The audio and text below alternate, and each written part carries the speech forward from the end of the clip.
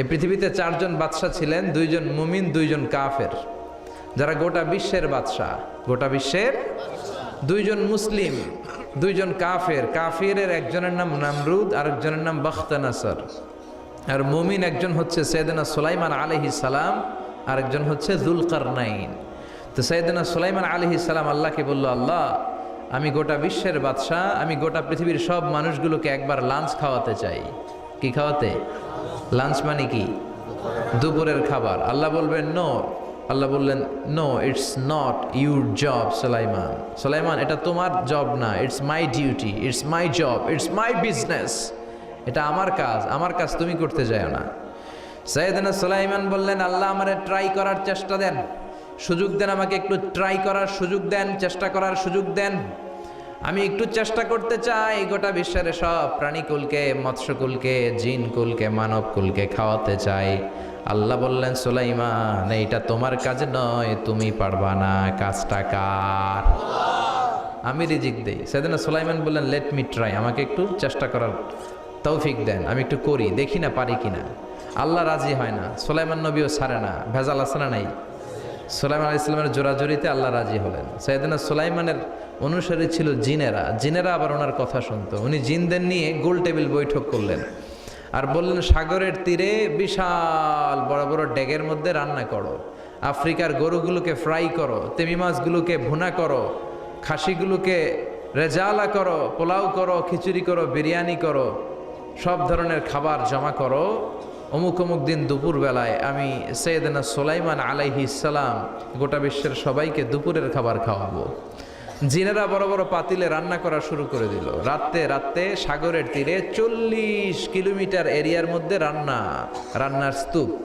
চলে আসলো সেই মাহেন্দ্র দিন, যেদিনে না লাগবে না, যেদিন খাওয়ানো হবে ওই দিন সবাই এসেছে। সৈয়দনা সুলাইমান উদ্বোধনী ভাষণ দিবেন। উনি বলতে শুরু করলেন, জিনেরা লাইন ধরবে এদিকে, মাছেরা লাইন ধরবে এদিকে, পাখিগুলো লাইন ধরবে এদিকে, মানুষগুলো লাইন ধরবে এদিকে, সবাই লাইনে লাইনে এসে খাবার খেয়ে যাও। সাগরের ভেতর থেকে বিশাল এক তিমি মাছ এসে বলে, সুলাইমান, আমি লাইন মানি না। কি মানি না? আমারে বেলাইনে খাবার দাও। সৈয়দনা সুলাইমান বললেন, আমি নবী মানুষ, আমি বেলাইন করতে পারি না। তিমি মাছ বলে, আমার পেটে প্রচণ্ড ক্ষুধা, এই ক্ষুধায় যদি আমি মরে যাই তাহলে কিয়ামতের দিন আল্লাহ তোমারে ছাড়বে না, কারণ আমি তোমার মেহমান হয়ে এসেছিলাম। ঝামেলা আছে না নাই? সৈয়দনা সুলাইমান বললেন, বিপদে কি করি? আসলেই তো এই তিমি মাছ আমার মেহমান, আজকে না খেয়ে যদি মারা যায় কিয়ামতের দিন আল্লাহ আমারে ছাড়বে না। সৈয়দনা সুলাইমান বললেন, ঠিক আছে, শুধু এই তিমি মাছের জন্য বেলাইন, বাকি সবাই লাইনে খাবে। কিছু লোক আছে দেখবেন সব জায়গায় বেলাইন করে, আছে না নাই? র্যাব আছে, পুলিশ আছে, এর ফাঁকে বেলাইন করে ফেলায়, আছে না নাই? তো সাইয়েদনা সুলাইমান জিনদের আদেশ করে দিল, যাও আফ্রিকার একটা গরু, রোস্ট করা একটা গরু তিমি মাছের পেটের ভিতরে ঢুকায় দাও। তিমি মাছ বলল, সুলাইমান, আমি হা করে রাখবো আমার মুখটা, যতক্ষণ না আমার পেট না ভরে তুমি খাবার দিতে থাকবা, পেট ভরে গেলেই মুখ বন্ধ করে ফেলবো। সাইয়েদনা সুলাইমানের কথা অনুযায়ী জিনের বাদশা একটা আস্ত গরু ফ্রাই করা তিমি মাছের পেটের ভিতরে ঢুকাই দিছে, কিন্তু তিমি মাছ হা করে আছে। সাইয়েদনা সুলাইমান বললেন, কয়েকটা খাসি মেরে দাও। একটা খাসি দিয়ে দিল, তারপরও হা করে আছে। বড় বড় ডেক থেকে পোলাও দাও, খিচুড়ি দাও, বিরিয়ানি দাও, আরো কয়েকটা গরু দাও, হা করে আছে। আরো কয়েকশো গরু দাও, হা করে আছে। আরো কয়েক হাজার গরু দাও, হা করে আছে। সুবহানাল্লাহ কইবেন না? দিতে দিতে 1 কিলোমিটারের খাবার নাই, 2 কিলোমিটারের খাবার শেষ, 10 কিলোমিটারের খাবার শেষ, 20 কিলোমিটার শেষ, 30 কিলোমিটার শেষ, 40 কিলোমিটারের খাবার শেষ। এখনো তিমি মাছের মুখটা হা করা আছে না নাই? সাইয়েদনা সুলাইমান সেজদায় পড়ে গেলেন, ডেকে বললেন, আল্লাহ, আমি বুঝি নাই, গোটা বিশ্বের সবাইকে তো দূরের কথা, একটা মাছরেও তো রিজিক দিতে পারলাম না। তিমি মাছ এখনো হা করা, ডেকে বলে, সুলাইমান, প্রতিদিন রব্বুল আলামিন 3টা লোকমা খাবার আমারে খাওয়ায়, তুমি 40 কিলোমিটারের খাবার পেটে দিয়েছো, কিন্তু আল্লাহর 3টা লোকমার একটা লোকমার সমানও হয় না। এজন্য আল্লাহ বললেন, ওয়ামা মিন দাব্বাতিন ফিল আরদি ইল্লা আলাল্লাহি রিজকুহা ওয়া ইয়ালামু মুস্তাকাররাহা ওয়া মুস্তাওদাআহা কুল্লুন ফি কিতাবিম মুবিন। আল্লাহু আকবার। এই পৃথিবীতে যত প্রাণী আছে, মানুষ আছে, সবাইকে রিজিক দেয় কে? এজন্য রিজিকের মালিক আল্লাহ ডেকে বললেন, গোলাম আযাব আর গজব ততদিন আসবে যতদিন তোমাদের নাফরমানি বন্ধ না হয়। আর যেদিন থেকে নামাজি হয়ে যাবা, যেদিন থেকে আল্লাহওয়ালা হয়ে যাবা, আযাব আর গজব বন্ধ করে দিবে কে? রহমত দিয়ে দেশটারে ভরে দিবে কে? লা ইন শাকারতুম লা আযীদান্নাকুম। শুকরিয়া করো, আমি নিয়ামত বাড়াই দিব। কার কথা? আর জোরে বলেন কার? আল্লাহ সব সময় আমাদেরকে তুমি নিয়ামত গুজারদের অন্তর্ভুক্ত হওয়ার তৌফিক দাও, আমিন। আর জোরে পড়েন আমিন। না শুকরিয়া না লাগবে না, শুকরিয়া। এটা রহমতের কুয়াশা। আলহামদুলিল্লাহ পড়েন, সমস্যা হবে না ইনশাআল্লাহ। টিস্যু আছে তো, মুছে নেওয়া যাবে। নাওতলা পশ্চিম পাড়া জামে মসজিদের উদ্যোগে 23তম বার্ষিক ওয়াজ ও দোয়ার মাহফিল। 23 বছর ধরে এখানে কোরআনের কথা হয়। আমরা খুশি না বেজার? আজকের এই মহতী প্রোগ্রামের সভাপতি বিশিষ্ট সমাজসেবক জনাব মোহাম্মদ ওহিদুল্লাহ সাহেব, চেয়ারম্যান 3 নং মাধাইয়া ইউনিয়ন পরিষদ, আমার নানা ভাই। জোরাজোরি করে আজকে আমার আনছে, আইনাই সারছে। আমি যত বছর বাঁচি অত বছর এনে আসতে হবে। কি বলেন আপনারা? আল্লাহ আমাদের সভাপতি নানা ভাইকে তুমি কবুল করে নাও, আমিন। বিভিন্ন মাহফিল হলেই ছুটে যায়। অনেক চেয়ারম্যান আছে মাহফিল বন্ধ করে, আর আমার নানা ভাই মাহফিল করে, ঠিক কি না? এরকম চেয়ারম্যানের দরকার আছে না নাই? আল্লাহ তুমি ওনাকে কবুল করো। জনপ্রতিনিধি হিসেবে ওনার কাঁধে যে দায়িত্ব, সবগুলো সঠিকভাবে আল্লাহ তুমি আঞ্জাম দেওয়ার তৌফিক দাও। আমাকে রেখেছেন প্রধান বক্তা, আপনাদের শুকরিয়া। আমার আগে কথা বলেছে বিশিষ্ট ইসলামী চিন্তাবিদ জনাব হযরত মাওলানা মোহাম্মদ আলী আশরাফ সাহেব, মুহাদ্দিস চান্দিনা আলামিন কামিল মাদ্রাসা। চমৎকার কথা বলছিলেন, আবার কিছু কালেকশনও করলেন। বিশ্বনবীও কিন্তু কালেকশন করতেন। বিশ্বনবী ঈদের নামাজের পরে মহিলাদেরকে বললেন, তাসাদ্দাকনা, মদিনার মহিলারা তোমরা বেশি বেশি দান খরচ করো, কারণ মেরাজের রাতে আমি দেখেছি পুরুষদের চেয়ে তোমরা নারীরা বেশি জাহান্নামী। নারীরা বলল, কেন রাসূল, আমরা জাহান্নামী কেন, আমগো দোষ কি? বিশ্বনবী বললেন, 2 কারণে। তুকসিরনা লাআনা, তোমরা বেশি বেশি মহিলাদেরকে লানত দাও। রেগে গেলে নারীরা বলে, হেতের উপরে আল্লাহর ঠেড়া হইতো, হেতের উপরে আল্লাহর গজব হইতো, বলে না? তো এক নারী আরেক নারীকে এরকম গালি দাও, ভর্ৎসনা করো, লানত দাও, এটা এক কারণ। আরেক হচ্ছে তাকফুরনাল আশিরা, তোমরা স্বামীর নাশুকরি করো। মায়েরা বোনেরা যাদের কানে আমার মাইকের আওয়াজ যায়, স্বামীর নাশুকরি করবেন না, এটা বড় কবিরা গুনাহ। আপনি অনেক আল্লাহর ওলি হতে পারেন, নামাজি হতে পারেন, কিন্তু আপনার স্বামী যদি আপনার উপর নাখোশ থাকে, জান্নাতের দরজা আপনার জন্য খুলবে না। বিশ্বনবী ফাতেমারে বললেন, ফাতেমা, আলী কোথায়? ফাতেমা বলল, আপনার জামাই আলী আমার সাথে ঝগড়া করে বাইরে গেছে। বিশ্বনবীর চেহারাটা আগুনের গোলার মতো লাল হয়ে গেল। বিশ্বনবী ডেকে বললেন, ফাতেমা, তুমি বিশ্বনবীর মেয়ে হতে পারো, কিন্তু আলী তোমার স্বামী। আলী যদি তোমার উপর নাখোশ থাকে, জান্নাতের দরজা তোমার জন্য খুলবে না। কোথায় গেছে আলী, কোথায়? বললেন যে মসজিদে নববীতে গেছে। বিশ্বনবী যে দেখলেন বালির উপরে আলী শুয়ে আছে। বিশ্বনবী মজা করে ডাক দিলেন, ইয়া আবা তোরাব। তোরাব অর্থ বালি, তোরাব মানে কি? বিশ্বনবী ডাক দিলেন, ইয়া আবা তোরাব, মানে হে বালির বাবা আলী, ওঠো। এখন আলী ওঠে না, রাগ করে আসছে। বিশ্বনবী এদিক দিয়ে তাকায়, আলী ওইদিকে তাকায়। বিশ্বনবী ওদিকে আসলে আলী এদিকে তাকায়। মনে মনে করে, এতক্ষণ আপনার মাইয়াই গুতাইছে, এখন আপনি গুতাইতেছেন। বিশ্বনবী যাই বললো, আলী রাগ করো না, ওঠো, তুমি আমার চাচাতো ভাই, আমার ঘরেই তো তুমি মানুষ হয়েছ। ঘাপটি মেরে হাতটা ধরে টান দিলেন। সাইয়েদনা আলী উঠতে বাধ্য হলেন। বিশ্বনবী কারো হাত ধরে টান দিলে ওই লোক বসে থাকতে পারে? উঠে গেলেন, ঘরে নিয়ে আসলেন। নিয়ে এসে বিশ্বনবী খাটের মাঝখানে শুইলেন। ডান দিকে শোয়ালেন আলীকে, বাম দিকে শোয়ালেন ফাতেমাকে।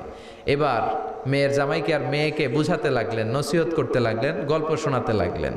কি রোম্যান্টিক শ্বশুর! এরকম রোম্যান্টিক শ্বশুর পৃথিবীতে দ্বিতীয়টা খুঁজে পাওয়া যাবে? সুবহানাল্লাহ পড়েন। বিশ্বনবীর কাজই ছিল ঝগড়া লাগলে এরকম মিলায়া দেওয়া। কি করা? মিলায়া দিবেন। সমাজে অনেকে আছে ঝগড়া লাগলে আরো লাগায়া দেয়, আছে না নাই? আগুন লাগলে কি দিয়ে নিবান? পানি ডালতে হয়, অনেকে তেল ডালে।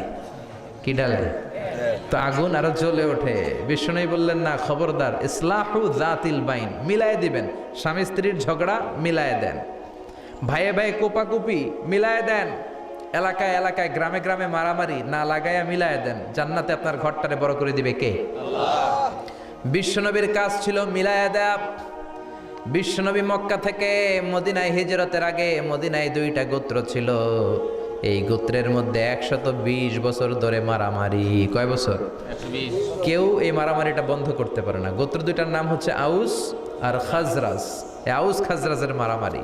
বাবা মরে যাওয়ার সময় ছেলেরা ওসিয়ত করা যায়, নসিহত করা যায়, বাবারে আমারে কোপাইছে তুইও কোপাবি।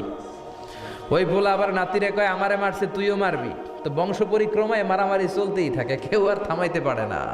বিশ্বনবী মক্কা থেকে মদিনায় হিজরত করতে এসে মদিনায় বাসাবাড়ি করে 7 দিনের মাথায় 120 বছরের মারামারি থামায় দিলেন। কি নবী ছিল, মিলায়ে দিতেন। ফাসলিহু বাইনা আখাওয়াইকুম, ভাইয়ে ভাইয়ে মারামারি লাগলে মিলায়ে দাও। স্বামী স্ত্রীর ঝগড়া হলে মিলায়ে দিবেন। এজন্য মায়েরা বোনেরা, বিশ্বনবী বলেছেন তাকফুরনাল আশিরা, মেয়েদের সবচেয়ে বড় একটা সমস্যা হচ্ছে স্বামীর নাশুকরি করে। স্বামী দিতে পারলে ভালো, দিতে না পারলে কয় তুমি আমার জীবনে কিচ্ছু দাও নাই। এরকম আছে না নাই? স্বামী আর স্ত্রী বানায় যেজন মিস্ত্রি সে বড় আজব কারিগর, ঠিক কিনা? এই জন্য এই সম্পর্কটা সাইয়েদানা আদম আর হাওয়া থেকে শুরু হয়েছে। কিয়ামত পর্যন্ত স্বামী আর স্ত্রীর এই সম্পর্কের মাধ্যমে গোটা বিশ্বটারে জারি রেখে দিয়েছে কে? তো এই জন্য নারীদের জন্য জান্নাতে যাওয়া সহজ, তারা যদি কিছু প্রসিডিউর মেনটেন করে। বিশ্বনবী বললেন কোন নারী যদি 4টা কাজ করে ওই নারীর জন্য 8টা জান্নাতের দরজা খুলে দিবে কে?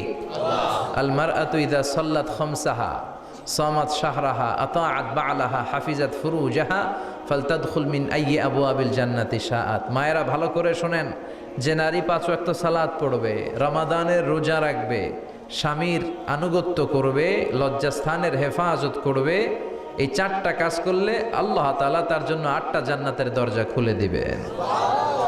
এজন্য বিশ্বনবীও কালেকশন করতেন। তো বিশ্বনবী বললেন মহিলারা বেশি বেশি দান করো। এই কথা শোনার পরে মহিলারা দান করা শুরু করলো। কেউ নাকের ফুল, কেউ কানের দুল, কেউ হাতের বালা, কেউ পায়ের নূপুর, কেউ গলার চেইন বিশ্বনবীর হাতে জেহাদের জন্য দান করতে শুরু করলেন। বিশ্বনবীর হাত কয়টা? একটা বলে 2টা। তো 2 হাতে বিশ্বনবী আর কয়টা নেবেন? আর নিতে পারে না। বেলালরে বললেন বেলাল তোমার চাদরটা নিয়ে আস। বেলাল এরকম চাদর নিয়ে ধরলেন। বিশ্বনবী কালেকশনের ওয়াজ শুরু করলেন আর বেলাল কালেকশনের সব জিনিসপত্র গুছাতে লাগলো। কোন সুবহানাল্লাহ। এজন্য কালেকশন করাটাও সুন্নাত, তবে ওটা একটা লিমিটেশনের মধ্যে, একটা সৌন্দর্যের মধ্য দিয়ে। কিছু কিছু মাদ্রাসার ছেলে মেয়েদেরকে চাল ওঠানোর জন্য বাড়ি বাড়ি পাঠায়, আসে না নাই? এদের ছোটবেলা থেকে মানসিকতাগুলো নষ্ট করে দেওয়া হয়। কেমন করে অন্যের কাছে হাত পাতবে এটা শেখানো হয়। ইসলাম বলে আল ইয়াদুল উলিয়া খায়রুম মিনাল ইয়াদি সুফলা, উপরের হাত নিচের হাতের চেয়ে উত্তম। যে দেয় আর যে নেয় তাদের মধ্যে সে সেরা যে দেয়। চিল্লায় কোন ঠিক কিনা? আবার ইসলাম বলে দেওয়ার সময়ও ভারসাম্য করে দিবা, দেওয়ার সময় কিপটামি করা যাবে না, আবার ঘরে যা আছে সবও দিয়ে দেওয়া যাবে না, ঠিক কিনা? বিশ্বনবীর গায়ে একবার একটা জুব্বা, কয়টা? এক ভিক্ষুক এসে বলে নবী আমার জুব্বা নাই, আমার জুব্বা দেন। দয়ার নবী মায়ের নবী নিজের জুব্বাটা খুলে দিয়ে ওই ভিক্ষুকের হাতে তুলে দিলেন। এখন নবীর গায়ে কোনো জুব্বা নাই।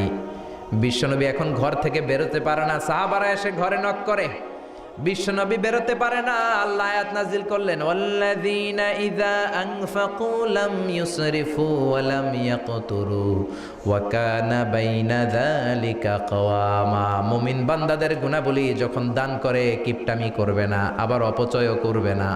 এই আয়াত দিয়ে আল্লাহ বুঝাতে চাইলেন, নবীরে ধমক দিলেন, ও নবী 2টা জামা থাকলে একটা দিতেন, 3টা থাকলে একটা দিতেন, একটা যখন ছিল এইটা দিলেন কেন? এখন নিজে পড়বেন কি? সুবহানাল্লাহ কইবেন না? ইসলাম তো ব্যালেন্সড রে ভাই, ইসলাম ভারসাম্যপূর্ণ। ইসলামের সব বিধানগুলো আপনার সাথে স্যুট করবে, ম্যাচ করবে, এটা জীবন ঘনিষ্ঠ। ইসলামে এমন কোনো বিধান দেয়া হয় নাই যেটা আপনার খারাপ লাগবে। অন্যান্য সব ধর্মের প্রতি শ্রদ্ধা রেখেই বলি, আমার ইসলাম যে আহকাম আমাদেরকে দিয়েছে এরকম বিধান কোনো ধর্মের ভেতরে নাই। চিল্লা এখন ঠিক কিনা? হিন্দু ভাইদের প্রতি আমি শ্রদ্ধা রাখি, কারণ অনেক হিন্দু আমার মাহফিলে এসে কথা শুনে। হিন্দু ধর্মের একটা নিয়ম ছিল সতীদাহ প্রথা। স্বামী মারা গেলে ওয়াইফকেও স্বামীর সাথে বেঁধে আগুন দিয়ে জ্বালায় দাও, ছিল না নিয়মটা? রাজা রামমোহন রায় এসে এটা উঠায় দিল। হিন্দু ধর্মে এখনো একটা নিয়ম আছে, পাক্কা হিন্দু হইতে হলে আপনাকে গোমূত্র পান করতে হবে, মানে গরুর পেশাব। লা ইলাহা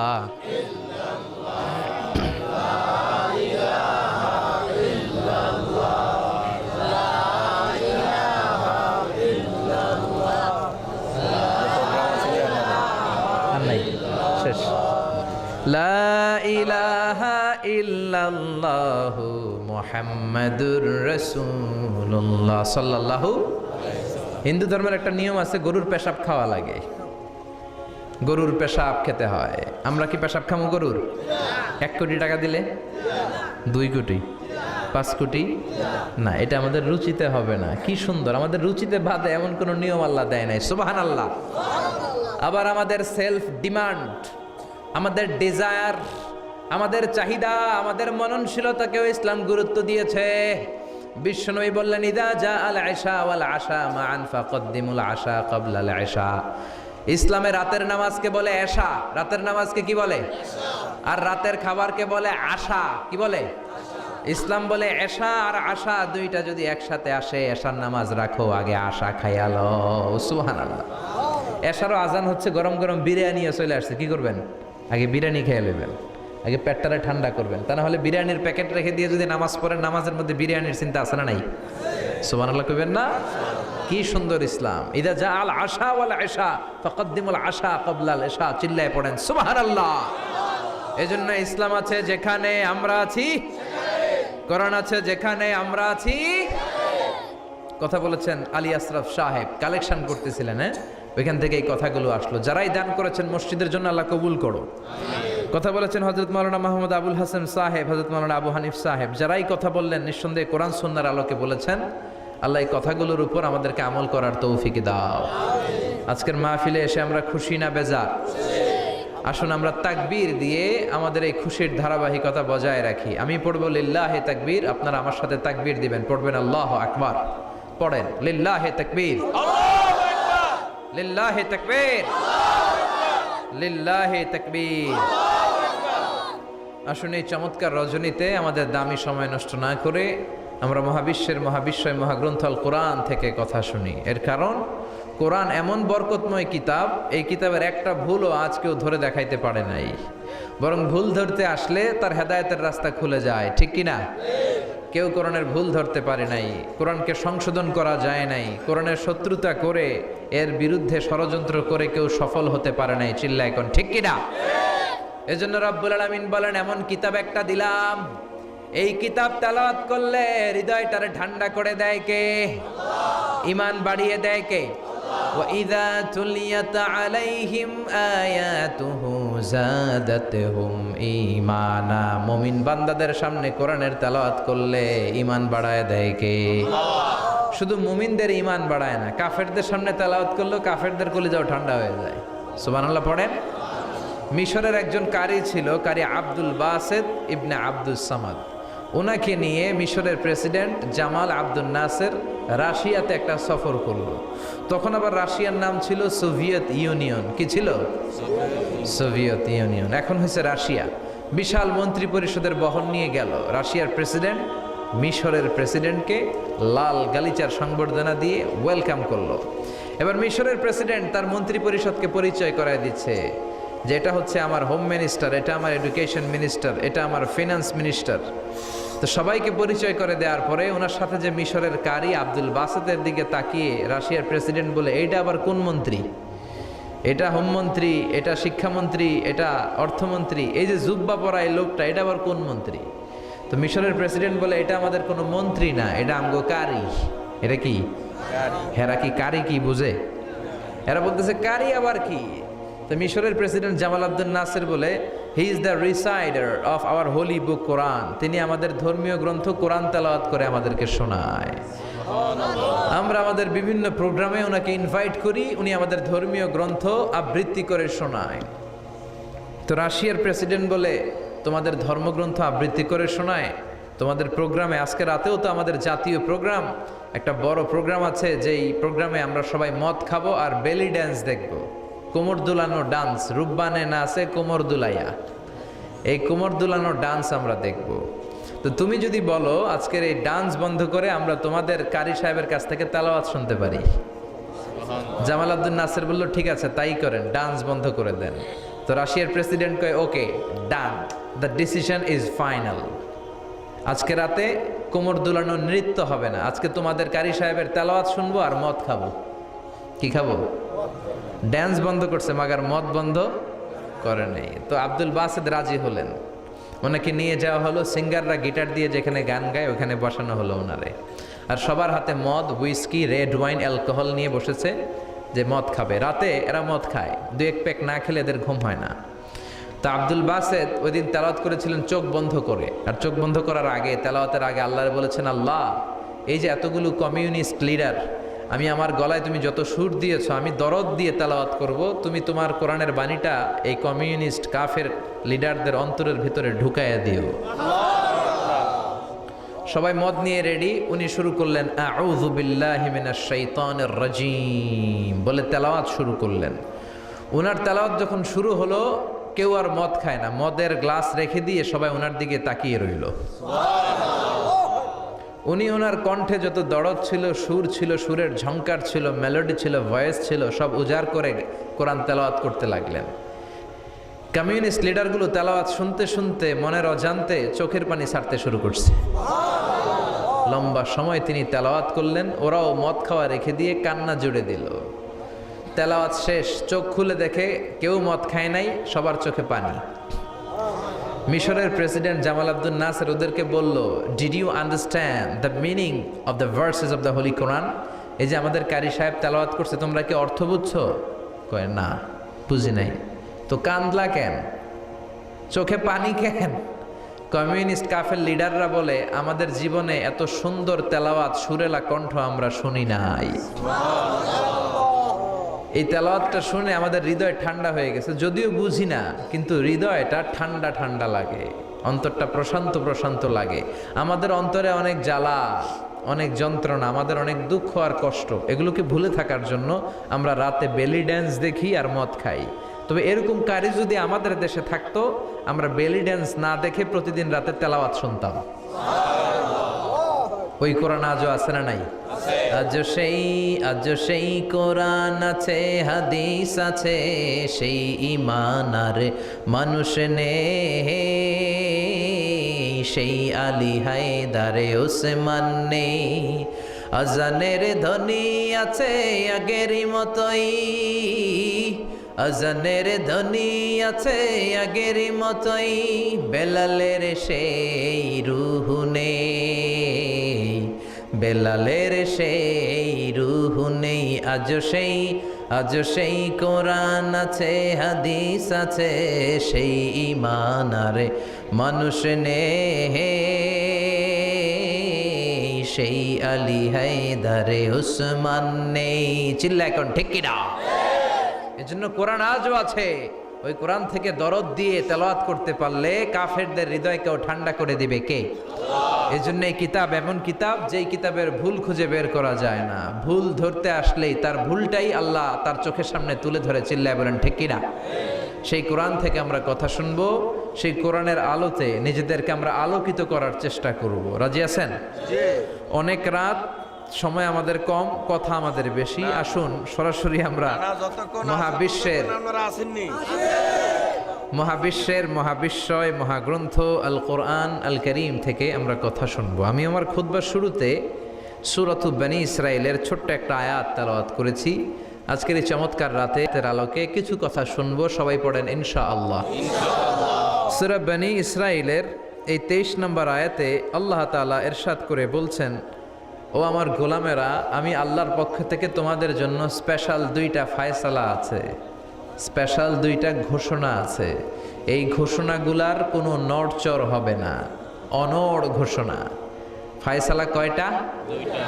রব্বুল আলামিন বলেন, ওয়াকাদা রাব্বুকা আল্লা তা'বুদু ইল্লা ইয়্যাহু ওয়া বিল ওয়ালিদাইনি ইহসানা। আমি আল্লাহর প্রথম ফায়সালা হলো আল্লাহ তা'বুদু ইল্লা ইয়্যাহ। এই জমিনে কারো ইবাদত করা যাবে না একজনের ছাড়া, তিনি কে? কারো জিকির করা যাবে না একজনের ছাড়া, তিনি কে? কাউকে সেজদা দেয়া যাবে না একজনকে ছাড়া, তিনি কে? এখন আপনি যদি মসজিদেও সেজদা দেন, মাজারেও সেজদা দেন, তাহলে কি আপনি আল্লাহর বান্দা হতে পারলেন নাকি? মাজারে সেজদা দেয়া যাবে না, সেজদা দিতে হবে মসজিদে। সেজদা পাওয়ার অধিকারী একজন। এজন্য আল্লাহ বলেন, ওয়াসজুদ ওয়াক্তারিব, সেজদা দাও, আমার নিকটবর্তী হও। বান্দা যখন সেজদা দেয় বান্দা আল্লাহর কাছে চলে যায়। দেখা যায় মসজিদের মধ্যে সেজদা পড়ে, কার্পেটের মধ্যে সেজদা পড়ে, জায়নামাজে পড়ে। আল্লাহ বলে না, জায়নামাজে পড়ে নাই, আমি আল্লাহর কুদরতি পায়ের উপরে তোর সেজদাটা পড়েছে। এজন্য সেজদা দেওয়ার দরকার আছে না নাই? যারা সেজদা দেয় তাদের সাথে কোরআনের আইন বাস্তবায়নের দরকার আছে না নাই? এজন্য আল্লাহ বললেন আমার ফয়সালা দুইটা। জোরে বলেন কয়টা? এক নম্বর ফয়সালা, আল্লাহ তা'বুদু ইল্লা ইয়া, এক আল্লাহ ছাড়া অন্য কারো ইবাদত করা যাবে না। আল্লাহ বললেন জিন জাতি আর মানব জাতি, এই দুইটা জাতিকে আমি তৈরি করেছি শুধুমাত্র আমার ইবাদতের জন্য। কার কথা? আমা খালাকাতুল জিন্না ওয়াল ইনসা ইল্লা লিয়াবুদুন, জিন জাতি এবং মানব জাতিকে আমি তৈরি করলাম আমার ইবাদতের জন্য। কার ইবাদত? ডাকবেন কারে? নাকি খাজা বাবারে? কেউ ফিরে না খালি হাতে, খাজারে তোর দরবারেতে, বলে না? ভুয়া কথা। দরবারে যে খালি হাতে ফিরে না, এটা একটা ভুয়া কথা। কত দরবার থেকে মানুষ খালি হাতে ফিরে। জামা নিয়ে গেছে, জামা হারাই গেছে। মোবাইল নিয়ে গেছে, মোবাইল চুরি হয়ে গেছে। জুতা নিয়ে গেছে, জুতা চোরে নিয়ে গেছে, এখন খালি হাতে খালি পায়ে ফিরে আসে। এরকম আছে না নাই? একটা দরবার থেকে কেউ কোনোদিন খালি হাতে ফিরে না। দরবারটা কার দরবার? কেউ ফিরে না খালি হাতে, আল্লাহরে তোর দরবারেতে। বলেন কেউ ফিরে না। আমরা নামাজে আল্লাহরে বলি আল্লাহ ইহদিনাস সিরাতাল মুস্তাকিম, আমাদেরকে আপনি সিরাতুল মুস্তাকিম দেন। বলি কি বলি না? আল্লাহ বলে ওয়া আনি'বুদুনি হাযা সিরাতুম মুস্তাকিম, তোমরা আমি আল্লাহর ইবাদত করো, আমি আল্লাহর ইবাদত করাটাই হলো সিরাতুল মুস্তাকিম। সুবহানাল্লাহ। এবার আপনি দেখবেন আপনি ইবাদত করেন কার? আপনার সেজদা যদি শুধু মসজিদে পড়ে তার মানে আপনি সিরাতুল মুস্তাকিমের উপর আছেন না নাই? কিন্তু যদি দেখেন কিছু সেজদা পড়ে মসজিদে, কিছু পড়ে মাজারে, তাহলে ভেজাল আছে না নাই?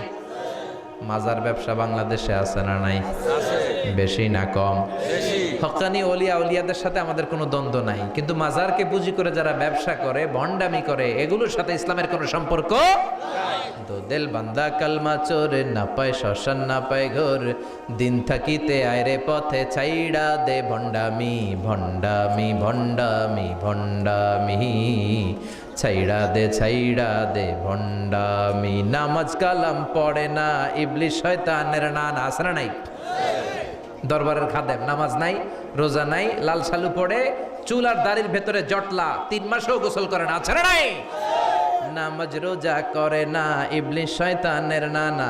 ধর্মের একখান খুঁটি ধইরা কয়দিন করবা হয়রানি, ভণ্ডামি ভণ্ডামি ভণ্ডামি, ছাইড়া দে ভণ্ডামি। ঠিক কিনা?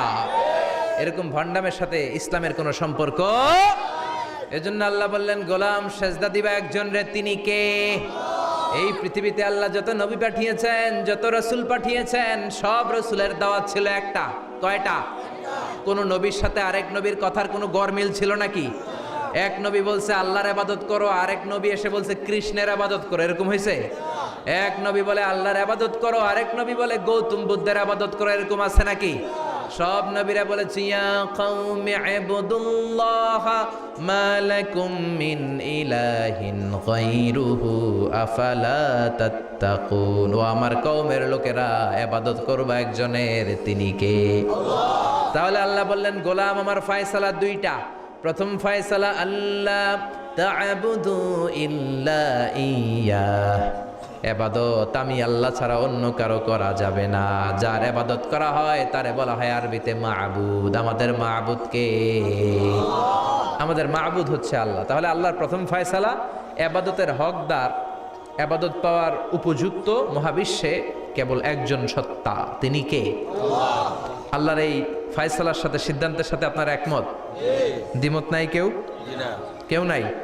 তাহলে দ্বিতীয় ফয়সালাটা শুনি। হ্যাঁ, আল্লাহ বললেন ওয়াবিল ওয়ালিদাইনি ইহসানা, আমি আল্লাহর প্রথম ফয়সালা, আমি ছাড়া কারো ইবাদত চলবে না। আমি আল্লাহর দ্বিতীয় ফয়সালা, মাতা পিতার সাথে তোমরা ইহসান করবা, মাতা পিতার সাথে ভালো আচরণ করবা, মাতা পিতার কাছ থেকে দোয়া নিবা। আল্লাহর দ্বিতীয় ফয়সালা মা বাবাকে নিয়ে, প্রথম ফয়সালা আল্লাহকে নিয়ে। স্বয়ং আল্লাহর ব্যাপারে আল্লাহ বললেন আমার ইবাদত ছাড়া অন্য কারো ইবাদত চলবে না। দ্বিতীয় ফয়সালা বললেন আমার ইবাদতের পরেই যেই বড় ফরজটা তোমাদের উপর আমি চাপিয়ে দিলাম, মাতা পিতার খেদমত। চিল্লায় কোন আল্লাহু আকবার। আল্লাহর ইবাদত করা যেমনি ফরজ, মা বাবার খেদমত করাও ফরজ করেছে কে? নাকি মা বাবার খেদমত নফল নাকি অপশনাল? এটা কেউ কম্পালসারি করেছে কে? মা বাবা আপনার সবচেয়ে বড় পীর, মা বাবা আপনার সবচেয়ে বড় দামি জিনিস। এই পৃথিবীর সব আল্লাহর ওলিগুলা যদি কোরআন খতম করে একটা গ্লাসের পানির মধ্যে ফু দেয়, আর আপনার জনম দুঃখিনী মা যদি শুধু বিসমিল্লাহ পরে আরেকটা গ্লাসের পানির মধ্যে ফু দেয়, আল্লাহর কসম আপনার মায়ের দোয়াটা আগে আগে কবুল হয়ে যাবে। ওগো মা তুমি এই ধরনের শ্রেষ্ঠ নেয়ামত, তোমারই পদ তলে রয়েছে জান্নাত। ওগো মা তুমি এই ধরনের শ্রেষ্ঠ নেয়ামত, তোমারই পদ তলে রয়েছে জান্নাত। ঠিক কি না? এজন্য আল্লাহ বললেন প্রথম ফয়সালা আমি আল্লাহর ইবাদত করবা, দ্বিতীয় ফয়সালা মা বাবার সাথে ইহসান করবা। কি করবা? ইহসান। সবাই বলেন। এগুলো কোরআনে বর্ণিত টার্মিনোলজি, মানে পরিভাষা, এগুলো মুখস্থ করবেন। দুনিয়াতে কত পরিভাষা মুখস্থ করছেন, কত জ্যামিতির সূত্র মুখস্থ করেছেন, কত ইংরেজি ভাব সম্প্রসারণ মুখস্থ করেছেন, কিন্তু কোরআনের কথাগুলো মানুষ শুনতে চায় না। মাতা পিতার প্রতি আমরা সবাই আজকে থেকে ইহসান করব। কি করব? আমরা বললাম আল্লাহ ইহসান কি? ইহসানের ব্যাখ্যা দেন। আল্লাহ নিজেই কোরআনে ইহসানের ব্যাখ্যা দিলেন, ইম্মা يبلغن عندك الكبر أحدهما أو كلاهما فلا تقل لهما أف। ইহসানের ব্যাখ্যা হলো, আল্লাহ বললেন ইহসানের ব্যাখ্যা কি? শোনো শোনো। ইহসানের 5টা ব্যাখ্যা আল্লাহ দিলেন। প্রথম ব্যাখ্যা হলো মা বাবা যখন বার্ধক্যে উপনীত হয়, মা বাবার বয়স যখন 60 হয় 70 হয়, তখন তাদের কোনো কর্মকাণ্ডের কারণে ছেলে মেয়ে হিসেবে নাক ছিটকানো যাবে না, শব্দটাও করা যাবে না। কার কথা? মা বাবা আমাদের অনেকেরই বয়স হয়ে গেছে 60-70, আছে না নাই? বিছানায় পড়া, তাদের কোনো কাজে তাদের কোনো আচরণে নাক ছিটকানো যাবে? জোরে বলেন। আল্লাহ বলে খবরদার, নাক ছিটকানো তো দূরের কথা, কি যন্ত্রণা, এই কথাটাও বলা যাবে না। ঠিক কি না? এর কারণ আমরা যখন ছোট ছিলাম আমরা কম জ্বালাতন করি নাই।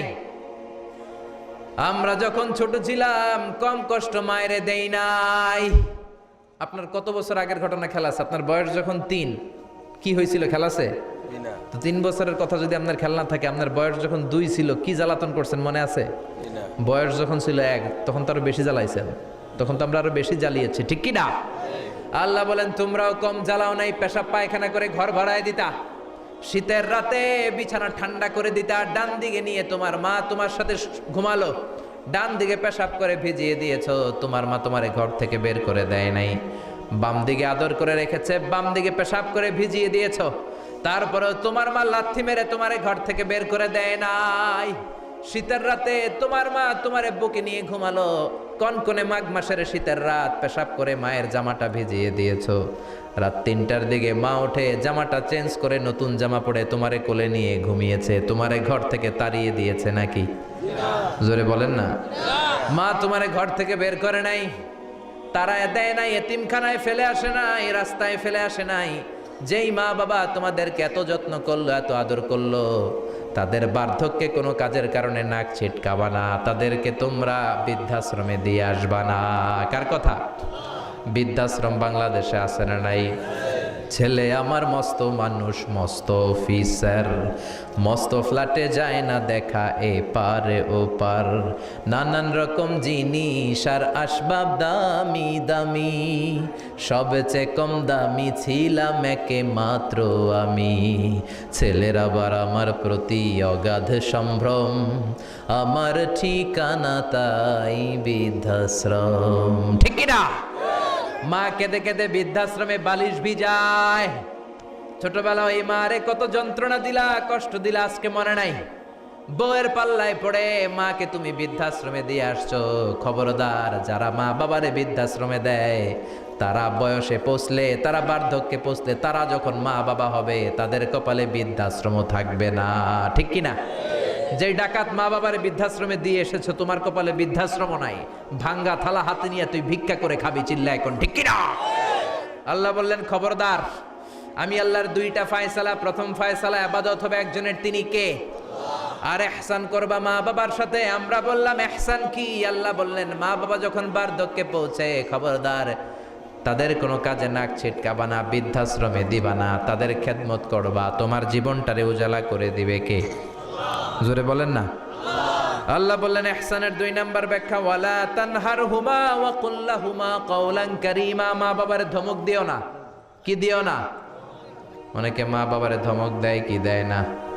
জোরে কোন? সবার সাথে ভালো আচরণ, ঘরে ঢুকলেই মারে বকা দেয়, গালি দেয়, আছে না নাই? বাবারে ডাকে বুড়া, মারে ডাকে বুড়ি, আছে না নাই?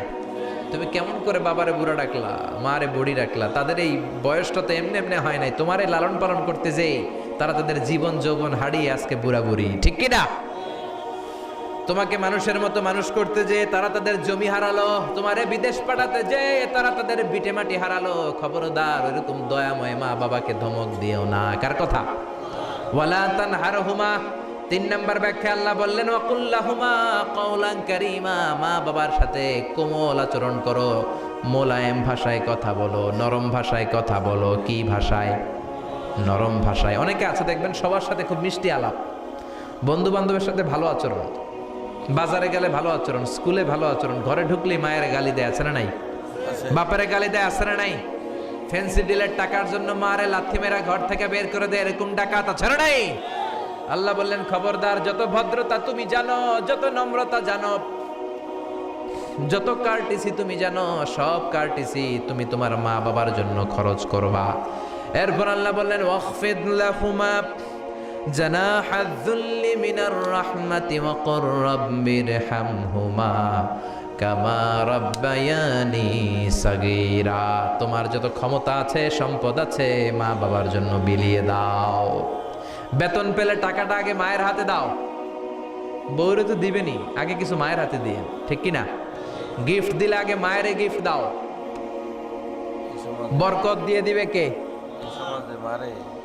মার হাতে তুলে দাও, বরকত আছে না নাই? মায়ের হাতে আগে দিলে ওই বেতনের ভেতরে বরকত ঢুকায় দিবে কে? আর বাবা মা একজন কিংবা 2 জন যদি দুনিয়া ছেড়ে বিদায় নেয়, তাদের কবরের সামনে দাঁড়িয়ে চোখের পানি ছেড়ে পড়তে আরম্ভ করো রব্বির হামহুমা কামা রাব্বায়ানি সাগীরা ওয়া কুর রাব্বির হামহুমা কামা রাব্বায়ানি সাগীরা। ও আল্লাহ, মা বাবা দুজন যেমনি আমাদেরকে আদর করেছে, মা বাবার কবরে তুমিও আমাদের বাবা মা 2 জনকে আদরের চাদরে ঢেকে নিও। পড়েন আমিন। যাদের বাবা মা নাই এই দোয়াটা করবেন। প্রত্যেক নামাজের পরে আব্বা আম্মার জন্য এই দোয়াটা করতে হবে। রাজি আছেন তো?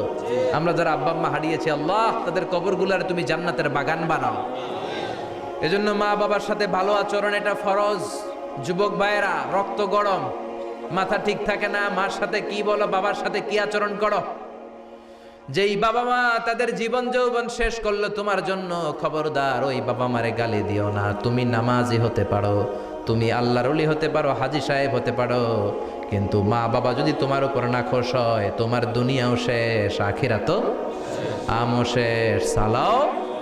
এজন্য বিশ্বনবী বললেন সবচেয়ে ভালো আমল মা বাবার সাথে ভালো আচরণ। আরবিতে এটারে বলে বিররুল ওয়ালিদাইন। কি বলে? এক সাহাবী বলল, নবী আইয়ুল আমালি আফদাল, এই পৃথিবীর বুকে সবচাইতে সেরা আমল কোনটা? বিষ্ণু বললেন 3টা। কয়টা? 1 নম্বরে as-সালাতু ফি ওয়াক্তিহা, সময় মতো নামাজ, আজান হওয়ার সাথে সাথে নামাজ পড়বা, এর চেয়ে ভালো কাজ আর নাই, ঠিক কি না? সালাতে কায়েম করো, সালাতে কায়েম করো, হবে সম্মানী তুমি, হবে জান্নাতি তুমি, হবে সম্মানী তুমি, হবে জান্নাতি তুমি, দিবে কাল হাসরে শীতল ছায়া আরশে আজিম, রব্বিয়াল আলা রব্বিয়াল আযীম। সুবহানাল্লাহ পড়েন। 1 নাম্বার হলো as-সালাতু ফি ওয়াক্তিহা, সময় মতো নামাজ পড়া। 2 নম্বরে বিররুল ওয়ালিদাইন, মাতা পিতার খেদমত করা। 3 নম্বরে আল জিহাদু ফি সাবিলিল্লাহ, আল্লাহর রাস্তায় জিহাদ করা। আল্লাহর রাস্তায় জিহাদের দরকার আছে না নাই? আছে। এই 3টা আমল সেরা। নামাজ যেমনি সেরা, মাতা পিতার সাথে ভালো আচরণ সেরা, জিহাদ করা সেরা।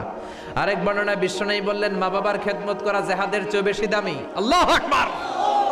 এক সাহাবী বললেন, ইয়া রাসূলুল্লাহ আস্তাযিনুকাল জিহাদ, আমি জিহাদে যাওয়ার অনুমতি চাই। বিশ্বনবী বললেন, বাবা মা কেউ বেঁচে আছে নাকি? সাহাবী বললেন, আছে। বিশ্বনবী বললেন, যাও ঘরে ফিরে যাও, ফাফিহিমা ফাজাহিদ, বাবা মার খেদমত করো, বাবা মার খেদমত করলে ঘরে বসেই জিহাদের সওয়াব পাবা। কি নেয়ামত, চিনি না আমরা, বুঝি না, যতদিন থাকে ততদিন বুঝি না, গেলে বুঝবো, কিন্তু ওই বুঝলে আর লাভ হবে না, ঠিক কি না? বটবৃক্ষের মতো আমাদেরকে ছায়া দিয়ে রাখে, আদর দিয়ে, সোহাগ দিয়ে, পরামর্শ দিয়ে, বিপদের সময় আগলে রাখে, ছাতার মতো মাথার মধ্যে, মাথার উপরে দাঁড়িয়ে থাকে। যার মা নাই সে বুঝে মা না থাকার কি জ্বালা। বন্ধু চলে গেলে বন্ধু পাওয়া যায়, বউ চলে গেলে বউ পাওয়া যায়, টাকা চলে গেলে টাকা পাওয়া যায়। জনম দুঃখিনী মা যদি দুনিয়া থেকে একবার বিদায় নেয়, ওই মারে আর পাওয়া যাবে নাকি? জোরে বলেন। এজন্য বিশ্ব নেই বললেন, রেদার রাব্বি ফি রেদাল ওয়ালিদ ওয়া সাখাতুর রাব্বি ফি সাখাতিল ওয়ালিদ। বাবা মা খুশি তো আরশের মালিক খুশি, বাবা মা বেজার তো আরশের মালিক বেজার। এজন্য সব সময় বাবা মারে খুশি রাখার দরকার আছে রাডাই। বিশ্বনবী বলেন, জান্নাতে স্পেশাল দুইটা দরজা আছে, একটার নাম আব্বা, আরেকটার নাম আম্মা। একটা দরজার নাম আল আব, আরেকটার নাম আল উম। এই দুইটা দরজা আমাদের ঘরে আছে না নাই? বিশ্বনবী বলেন, হুমা জান্নাতুকা ওয়া নারুক, বাবা মাই তোমার জান্নাত, বাবা মাই তোমার জাহান্নাম। এখন বাবা মার সাথে কি আচরণ করবা এটা তোমার সিদ্ধান্ত, দ্য ডিসিশন ইজ ইয়ার্স। সিদ্ধান্ত তোমার, তুমি কি ভালো আচরণ করে জান্নাত কামাবা না জাহান্নামী হবা? চিল্লা এখন ঠিক কি না? বাবা মা যদি মুশরিক হয়, বাবা মা যদি হিন্দু হয়, বাবা মা যদি কাফির হয়, তারপরেও বাবা মার সাথে ভালো আচরণের দরকার আছে না নাই? এই বাংলার জমিনে অনেক হিন্দু ফ্যামিলি থেকে হিন্দুর ছেলে মুফাসসিরে কোরআনের তাফসীর শুনে মুফাসসিরের হাতে হাত রেখে কালিমা পড়ে মুসলমান হয়েছে, আছে না নাই? কিন্তু বাবা মা মুসলমান হয় নাই, আছে না নাই? তো ওই বাবা মার সাথে কি খারাপ আচরণ করা যাবে? হিন্দু হোক, ওইটা বাবা মা, ওই বাবা মার দোয়া লাগবে, আশীর্বাদ নিতে হবে। ওই বাবা মার দোয়া ছাড়া তুমি জীবনে কিচ্ছু করতে পারবা না, ঠিক কি না? বিশ্বনবীর শালীর নাম আসমা বিনতে আবি বকর। বুখারীর বর্ণনা, বিশ্বনবীর কাছে এসে বললেন, নবী গো, ইন্নী মুসলিমা, আমি মুসলমান, ওয়া উম্মি মুশরিকা, আমার মা হলো মুশরিকা, আফা আসলুহা, এখন আমি আমার মুশরিক মায়ের সাথে কি ভালো আচরণ করব নাকি? বিশ্বনবী বললেন, ও আসমা খবরদার, তোমার মা মুশরিক হোক কাফের হোক, সে তোমার মা, ঠিক কি না? সিলিহা, মা বাবার সাথে ভালো আচরণ করো। সাইয়েদনা ইব্রাহিম, মুসলিম বিশ্বের জাতির পিতা, উলুল আজমি মিনার রসুল, উনি গোটা বিশ্বের মুসলমানদের পিতা, কিন্তু উনার বাপ হচ্ছে কাফের মুশরিক। নাম কি? আজার। আজার ঈমান আনে নাই, কালেমার দাওয়াত গ্রহণ করে নাই, তাই বলে সাইয়েদনা ইব্রাহিম বাবারে গালি দিছে নাকি? মন্দ কথা বলছে? ইয়া আবাতি লিমা তা'বুদু মা লা ইয়াসমা'ু ওয়া লা ইউবসিরু ওয়া লা ইউগনি আনকা শাইআ। বাবারে আদর দিয়ে, সোহাগ দিয়ে, সম্মান দিয়ে বলে, বাবা কেন এই মূর্তির পূজা করো? 10টা হাত এরকম বের করে রেখে, জিহ্বা বের করে রাখে, সামনে মিষ্টি, রসমালাই, দুধমালাই, কত কিছু দিয়ে রাখে, কিচ্ছু খায় না। মূর্তির গায়ে একটা মাছি বসলো, মাছি তাড়াতে পারে না, ঠিক কি না? কেন এই মূর্তির পূজা করেন? যে এই মূর্তি কানে শোনে না, চোখে দেখে না। বাবারে বুঝালেন, কিন্তু বাবারে গালি দেয় নাই। তার মানে বাবা যদি মুশরিক হয়, বাবা যদি কাফির হয়, বাবা যদি হিন্দু হয়, তারপরেও বাবার দোয়া নিতে হবে, ঠিক কি না? বাবা মা দোয়া করলেও কবুল, বদদোয়া করলেও। শুধু দোয়া করলে যদি কবুল হইতো তাইলে তেমন ঝামেলা ছিল না, দোয়া করে না তো কি হয়েছে? কিন্তু বদদোয়া করলেও তো কবুল। দোয়া করে না, যদি বদদোয়া করে মুসিবত আছে না নাই? বাবা মার ছেলে মেয়েদের দৃষ্টান্ত তরমুজ আর ছুরির মতো। বাবা মা হলো ছুরি, ছেলে মেয়ে তরমুজ। তরমুজ নিচে রেখে উপর থেকে ছুরি মারলে তরমুজ কেটে যায়, আবার ছুরি নিচে ধরে রেখে উপর থেকে তরমুজ ফেললেও তরমুজ কেটে যায়। উভয় অবস্থায় তরমুজের ক্ষতি হয়, ছুরির কিছু হয় নাকি? কথা বুঝতে পেরেছেন? এজন্য বাবা মা অনেক বড় নেয়ামত। বিশ্বনবী বললেন, 3 জিনিসের দিকে নজর করা মাত্রই সওয়াব দেয় কে? 1 নম্বরে নাজার ইলাল মুসহাফ, কোরআনের দিকে তাকানো মাত্র সওয়াব। 2 নম্বরে নাজার ইলাল কাবা, কাবার দিকে তাকানো মাত্রই সওয়াব। 3 নম্বরে নাজার ইলা ওয়াজহিল ওয়ালিদাইন, মাতা পিতার চেহারার দিকে রহমতের নজরে তাকালে কবুল হজের সওয়াব দিবে কে? এখানে হাজী সাহেব আছেন না অনেক? আছে 3 লাখ 4 লাখ 5 লাখ দিয়ে হজ করে আসছেন, তো বুকে হাত দিয়ে কেউ বলতে পারবেন হুজুর আমি 100% আমার হজটা কবুল হয়েছে? কেউ গ্যারান্টি দিতে পারবেন? গ্যারান্টি নাই। কিন্তু মায়ের চেহারার দিকে রহমতের নজর নিয়ে তাকালে, ছোটবেলা আমার মারে আমি কত কষ্ট দিলাম, কত কষ্ট করে ফ্যামিলিটা সামলাতে, যে আমার জনম দুঃখিনী মা, কথাগুলো ভেবে মায়ের চেহারার দিকে একটা নজর দেন, কবুল হজের সওয়াব আপনার আমল নামায় দিয়ে দিবে কে? এক সাহাবী বললেন, নবী ওয়ালাউ মি আমাররা, যদি আমি দিনে 100 বার তাকাই তাহলে কি 100টা কবুল হজের সওয়াব হবে নাকি? বিশ্বনবী বললেন, নাম ওয়ালাউ মি আমাররা, 100 বার যদি রহমতের নজরে তাকাও 100টা কবুল হজের সওয়াব হয়ে যাবে। চিল্লায় পড়েন আল্লাহু আকবার। আবার বিশ্বনবী বলতেন, 3 ব্যক্তির দোয়া আল্লাহ ফেরায় না, সালাসু দাওয়াতিন মুস্তাজাবা লা শাক্কা ফিহিন্না, 3টা দোয়া করলেই কবুল। 1 নম্বরে দাওয়াতুস সাইম, রোজাদার ব্যক্তি দোয়া করলে কবুল করে কে?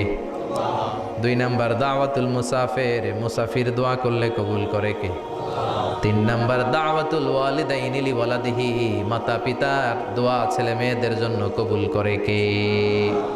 মাতা পিতার দোয়াও কবুল, বদদোয়াও, যুবক ভাইরা সাবধান, বদদোয়াও কবুল। বুখারীর বর্ণনা, বনি ইসরাইলের একজন বড় আবিদ ছিল, নাম জুরাইজ। কি নাম? সবাই বলেন, আরো জোরে বলেন, কি নাম? জুরাইজ অনেক বড় আল্লাহর ওলি, পাহাড়ের উপরে তার বাড়ি, সারা রাত তাহাজ্জুদ গুজার হয়। তার গির্জার পাশে তার মায়ের ঘর, তাহাজ্জুদ গুজার হতে হতে বড় আল্লাহর ওলি হয়েছে। তাহাজ্জুদ পড়া ছাড়া ওলি হওয়া যায় নাকি? জোরে বলেন। ওমিনাল লাইলি ফাতাহাজ্জাদ বিহি নাফিলাতাল লাকা আসা আন ইয়াবআসাকা রাব্বুকা মাকামাম মাহমুদা। তাহাজ্জুদের নামাজ পড়লে আপনার মর্যাদা বাড়িয়ে দিবে কে? আল্লাহ। উনি প্রতি রাতে তাহাজ্জুদ পড়তেন। শুনতেছেন না? জিমানি আসছে আপনাদের? জি না। প্রতি রাতে তাহাজ্জুদ পড়তেন। একদিন তাহাজ্জুদের নামাজে দাঁড়ালেন, আল্লাহু আকবার। ইন দ্য মিন টাইম ওনার মা পাশের ঘর থেকে ডাক দিয়েছে, বাবা জুরাইজ, ইয়া জুরাইজ আশরিবনি মোয়া, আমার একটু পানি খাওয়া। কি খাওয়া? রাতের বেলা মাঝে মাঝে বয়স্কদের পানির তৃষ্ণা লাগে না? ও বাবা পানি খাওয়া।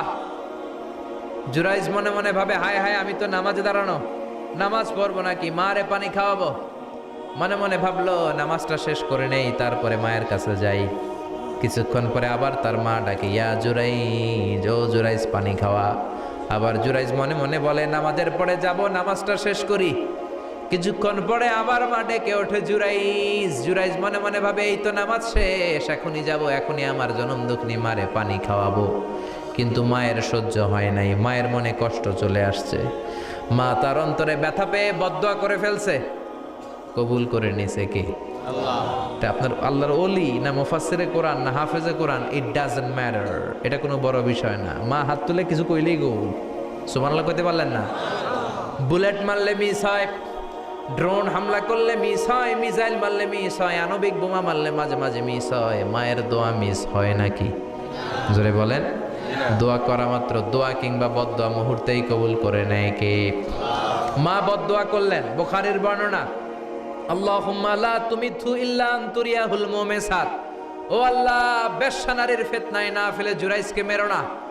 কবুল করলো কে? আল্লাহ। 3 দিন পর এক বেশ্যা নারী এসে হাজির, দরজায় নক করতে শুরু করেছে। জুরাইজ দরজা খোলো। খোলার পরে বেশ্যা নারী বলে, দেখো আমি কত সুন্দরী, অনন্যা, সুস্নিগ্ধা, প্রিয়ংবদা, সুহাসিনী, সুকেশিনী, অসূর্যম পশ্যা, কাক পক্ষী টের পাবে না, পৃথিবীর কেউ দেখবে না, চলো আমরা অপকর্মে লিপ্ত হই। জুরাইজ বলে, মাআদাল্লাহ, আমি আল্লাহরে ভয় পাই, আমার এইখান থেকে দূর হয়ে যাও। জুরাইজের কাছে সুবিধা করতে পারে নাই, না পেরে বেশ্যা পাহাড় থেকে নেমে এসে দেখে এক রাখাল সারাদিন ছাগল চড়ানোর পর ক্লান্ত শ্রান্ত হয়ে ঘুমাইতেছে। রাখাল রে উঠায় বলে, দেখো আমি সুন্দরী। রাখালকে পাইছি তোরে। রাখাল রাজি হয়ে গেছে। বেশ্যার রাখাল মিলে জিনা ব্যভিচার করেছে, অপকর্মে লিপ্ত হয়েছে, অবৈধ শারীরিক সম্পর্কে জড়িত হয়েছে। তাদের এই অবৈধ সম্পর্কের ফলে বেশ্যার পেটের ভেতরে বাচ্চা দিয়ে দিছে কে? দিন যায়, মাস আসে, মাস গড়িয়ে মাস আসে, বছর আসে, 3 মাস পরে বেশ্যার পেটটারে এত উঁচা কইরা দিছে কে? এলাকার লোকেরা ধরছে, কিরে তোর তো বিয়ে হয় নাই, বাচ্চা পাইলি কই? প্রশ্ন আছে না নাই? You didn't get married yet, from where did you get the baby? বাচ্চা পেলি কোথায়? তোর স্বামী নাই, তোর বিয়ে হয় নাই, তোরে তো আমরা চিনি এলাকার মেয়ে, বাবু পেলি কই? তোর পেট বড় হইলো কেন? বেশ্যা বলে, ওই যে আল্লাহর ওলি জুরাইজ আমার সাথে অপকর্ম করেছে, আমার পেটের বাচ্চার বাবা হলো আল্লাহর ওলি জুরাইজ। কথাটা কি সত্য না অসত্য? কত পার্সেন্ট মিথ্যা? 100% মিথ্যা। সবাই কয়, কিরে জুরাইজ, এতদিন ভাবতাম তুই আল্লাহর ওলি, এখন দিই ভণ্ড। উপর দিয়ে ফিটফাট, ভিতর দিয়ে সদরঘাট। তোর সদরঘাট আজকে খুলতেছি। এলাকার লোকেরা লাঠি চোটা নিয়ে ওর গির্জার উপরে যে সবাই ধরছে, কিরে তোর উপর মে পাক সাফ, আন্দার মে খালাত মালাত, তোর বাইরে এত বড় লম্বা জুব্বার, ভিতরে এত ভেজাল, ঘটনা কি? এত ঝামেলা কোন তোর ভিতরে? সবাই মিলে গির্জা ভেঙে জুরাইজকে রশি দিয়ে বেঁধে জামিনে নিয়ে আসছে। জুরাইজ কয়, আমার অপরাধ কি? অপরাধটা বলো। সবাই বলে, তুই অপকর্ম করেছিস এই বেশ্যার সাথে। জুরাইজ কয়, মাফ চাই, দোয়াও চাই, আমি তো এই বেশ্যারে চিনি না। সবাই বলে, পাপ করার পরে কেউই কিছু জানে না, তোর অবস্থাও তাই, তোর ডেথ পেনাল্টি, তোরে আমরা মৃত্যুদণ্ড দেব। কি দণ্ড? কথা বলেন না। যুগে যুগে মৃত্যুদণ্ড আছে না নাই? জুরাইজ বলে, আল্লাহ কি বিপদে পড়লাম, জীবনে কোনো পাপ করি নাই, কোন পাপের শাস্তি তুমি দাও? জুরাইজ বলে, ঠিক আছে, মৃত্যুদণ্ড দিও, মরণের আগে, মারার আগে 2 রাকাত নামাজ পড়ার সুযোগ দাও। জুরাইজ 2 রাকাত নামাজ পড়ে চোখের পানি ছেড়ে দিয়ে আল্লাহর ডেকে বলে, মাবুদ রে, আমি বেশ্যার পেটের বাচ্চারে একটা প্রশ্ন করব, তুমি যদি আল্লাহ এক হও, বেশ্যার পেটের বাচ্চার মুখের জবান খুলে দিবা? পারবে? আল্লাহ পারবে? এত ক্ষমতা আল্লাহর। 3 মাসের বাচ্চা তো এরকম গোশতের টুকরো, এটা তো মানুষই হয় না, কথা বলবে কেমনে? এটার মুখ দিয়ে জবান খুলে দিতে পারবে? সাইয়েদনা জুরাইজ 2 রাকাত নামাজ পড়ে বেশ্যারে ডেকে বলে, ও বেশ্যা, তোর পেটের বাচ্চার বাবাকে? কয়, আননে। এবার জুরাইজ বেশ্যার পেটের বাচ্চার দিকে ইঙ্গিত করে ডেকে বলে, ও পেটের বাচ্চা, তোমার রব যদি আল্লাহ হয়, তোমারে আমি প্রশ্ন করব, তুমি সবাইকে জানিয়ে দাও তোমার বাবাকে। কি আজীব তামাশা, সব মানুষকে তাজ্জুব করে। বেশ্যার পেটের ভেতর থেকে ছোট্ট বাচ্চা আওয়াজ করে বলল, আনতালাস্তা আবি, আপনি আমার বাবা নন। আবি যাকা রাইল গানাম, ওই যে সিপার মধ্যে দাঁড়ায় আছে রাখাল, ওই রাখাল হলো আমার বাবা। চিৎকার করে পড়েন আল্লাহু আকবার। এত বড় আল্লাহর ওলি, সেও মায়ের বদদোয়া থেকে রেহাই পায়। তো আমরা কোথায় আছি? বদদোয়া করলে ভেজালে পড়ে যেতে হবে, রেহাই পাওয়া যাবে না। চিল্লায় এখন ঠিক কিনা? এজন্য খবরদার, এমন আচরণ করব না যাতে বদদোয়া পাই। মা বাবার দোয়া নিব। কি নিব? মা বাবার খেদমত করব, তাদের কাছ থেকে দোয়া নিব। খবরদার, মা বাবাকে হাদিয়া দিব। অনেকে মা বাবারে হাদিয়া না দিয়া এদিক সেদিক হাদিয়া দেয়, আছে না নাই? মাজারের উপরে যাইয়া মশারি টাঙ্গায়, ওর মায়ের মশায় কামড়ায়, ওর বাপের মশায় কামড়ায়, এরকম ডাকাইত, আছে না নাই? এজন্য আল্লাহ বললেন, খবরদার, ওয়াবিল ওয়ালিদাইনি ইহসানা, মাতা পিতার খেদমত করবা, মাতা পিতার সাথে ইহসান করবা, তাদের কাছ থেকে দোয়া নিবা। কারণ মা বাবা তোমাদের জন্য যে কষ্ট সহ্য করেছে, সারা জীবন খেদমত করলেও সুদ আদায় হবে। আল্লাহ বললেন, খবরদার, 3 কারণে মায়ের মর্যাদা বেশি। আবার বিশ্ব নবীও বললেন, বাবার চেয়ে মায়ের মর্যাদা বেশি। এক হাদিসে বললেন 3 গুণ, আর এক হাদিসে বললেন 4 গুণ। সাহাবী বললেন, কার সাথে ভালো আচরণ করব? বিশ্বনবী বললেন, উম্মুক, তোমার মায়ের সাথে। তারপরেও বললেন মায়ের সাথে, তারপরেও মায়ের সাথে, তারপরে মায়ের সাথে, পঞ্চমবারে বললেন তোমার পিতার সাথে। 4 বার মায়ের কথা বললেন। কয়বার? আরো জোরে বলেন। এজন্য আল্লাহ ডেকে বলে, গোলাম, খবরদার, মায়ের সাথে ভালো আচরণ করবা। কারণ হামালাথু উম্মুহু, বাবা তোমারে পেটে ধরে নাই, পেটে ধরেছে কে? ওয়াহানানা আলা ওয়াহান, বোঝার পরের বোঝা, জ্বালার পরের জ্বালা, যন্ত্রণার পরের যন্ত্রণা বাবা সহ্য করে নাই, করেছে কে? ফিসালুহু ফি আমাইন, 2 বছর বাবা দুধ খাওয়ায় নাই, দুধ খাওয়ালো কে? কয় লিটার দুধ আপনি সাবার করছেন মায়ের বুকের, কোনো হিসাব আছে? বিশ্বনবী বললেন, লাউ কাতাআতা জিলদাক, তোমার চামড়াগুলো কেটে কেটে রোদে শুকিয়ে যদি মায়ের 2টা পায়ের জুতা বানায় দাও, 1 ঢোক দুধ যে খেয়েছো সেটার সৌদা আদায় হবে না। ঠিক কি না? মায়ের একেধারে দুধের দাম, কাটিয়া গায়ের চাম, পাপস বানাইলেও ঋণের শোধ হবে না। এমন দরদি ভাবে কেউ হবে না আমার মাহাগো। ঠিক কি না? 10 মাস 10 দিন কষ্ট দিলাম। একটা মা তার বাচ্চাকে জমিনে আনতে যে, জমিনের আলো দেখাতে যে কত কষ্ট করে শোনেন। চিকিৎসা বিজ্ঞানীরা বলে সুস্থ মানুষ 45 ইউনিট ব্যথা সহ্য করতে পারে, এর বেশি পারে না। কত ইউনিট? 45 ইউনিট। এর বেশি যদি ব্যথা পায় কেউ হয় মরে যাবে, নয় বেহুশ। আমার আর আপনার মা আমাকে আর আপনাকে জন্ম দিতে যে 57 ইউনিট ব্যথা সহ্য করেছিল ডেলিভারির দিন। 57 ইউনিট, 57 ইউনিট প্লাস, তার চেয়েও বেশি। যেটা কোনো অ্যাক্সিডেন্টে আপনার দেহের 20টা হাড্ডি একসাথে ভেঙে গেলে যত ব্যথা, এর চেয়েও বেশি ব্যথা। সুবহানাল্লাহ কইতে পারলেন না? এজন্য আল্লাহ বললেন, খবরদার মা বাবার সাথে খারাপ আচরণ করো না। মা বাবার সাথে খারাপ আচরণ করলে যত বড় আল্লাহর ওলি হও কাজ হবে না। বিশ্বনবীর এক সাহাবী নাম হলো আলকামা। কি নাম? মৃত্যুর আগে দিয়ে আলকামার মুখ দিয়ে কালেমা বেরোয় না। সবাই মিলে আলকামারে বলে, ও আলকামা কালেমা কালেমা পড়ো। আলকামার সামনে সবাই পড়ে লা ইলাহা ইল্লাল্লাহ, কিন্তু আলকামার মুখ দিয়ে বের হয় না। 3 দিন বিছানায় পড়া। কয়দিন? বিশ্বনবী বলেছেন, লাকিনু মাউতাকুম লা ইলাহা ইল্লাল্লাহ। তোমরা তোমাদের মুমূর্ষু রোগীদের সামনে লা ইলাহা পড়ো। দাদা মরে যায়, চাচা মরে যায়, মুমূর্ষু বিছানায় পড়া, কাছে কানের সামনে যে পড়তে আরম্ভ করবেন, লা ইলাহা ইল্লাল্লাহ, লা ইলাহা ইল্লাল্লাহু মুহাম্মাদুর রাসূলুল্লাহ। শুধু কালেমা যে পড়বেন, লা ইলাহা ইল্লাল্লাহ পড়বেন, আবার জোর করবেন না, চাচা পড়েন পড়েন, চাচা কালেমা পড়েন কালেমা পড়েন, আপনি মরে যেতেছেন পড়েন, এগুলো বলবেন না। কারণ এরকম জোরাজুরি করলে এমনি তার রুহু বের হইতেছে, তার তো জান খারাপ। সে যদি রাগের মাথায় কয় না পড়ুম না, তাহলে ঝামেলা আছে না নাই? শুধু কানের সামনে যে মোলায়েম কণ্ঠে পড়তে আরম্ভ করবেন, লা ইলাহা ইল্লাল্লাহ, লা ইলাহা ইল্লাল্লাহ, তাতেই সে বুঝে যাবে, ঠিক কি না? বিশ্বনবীর সাহাবা আলকামার মুখ দিয়ে কালেমা বেরোয় না। বিশ্বনবী আবারে পাঠালেন, সুহাইবকে পাঠালেন, বেলালকে পাঠালেন, 2 জন যে আলকামার কানের সামনে কালেমা পড়ে, কিন্তু কালেমা বেরোয় না। বিশ্বনবী আলকামার বউরে ডেকে পাঠালেন, ও আলকামার বউ, আলকামা কেমন ছিল? আলকামার বিবি বলে, খুব নামাজি ছিল নবী, জিকির করতো, তাহাজ্জুদ মিস হতো না। আলকামার বাবা মা 2 জনের কেউ বেঁচে আছে নাকি? আছে, মা আছে। আলকামার মারে ডাকো। বিশ্বনবী আলকামার মারে বললেন, ও আলকামার মা, তোমার বেটা আলকামা কেমন ছিল? আলকামার মা বলে, ভালো ছিল, নামাজ পড়তো নি পড়তো, রোজা রাখতো নি রাখতো, তোমার সাথে কেমন আচরণ করতো? এই কথা জিজ্ঞেস করার পরে আলকামার মা কান্না শুরু করে দিয়েছে। ডেকে বলে, ও নবী, আমার কথা শুনতো না, বউ পাগলা ছিল, নামাজ রোজা ঠিকই ছিল, কিন্তু আমার কথার গুরুত্ব দিত না, অনেক কষ্ট দিছে আমারে, আজ আমার মনে ব্যথা। বিশ্বনবী বলল, তোমার নিজের ছেলে কি আর করবা, মাফ করে দাও। আলকামার মা বলে, না মাফ করব না। কি বলে? ভেজাল আছে না নাই?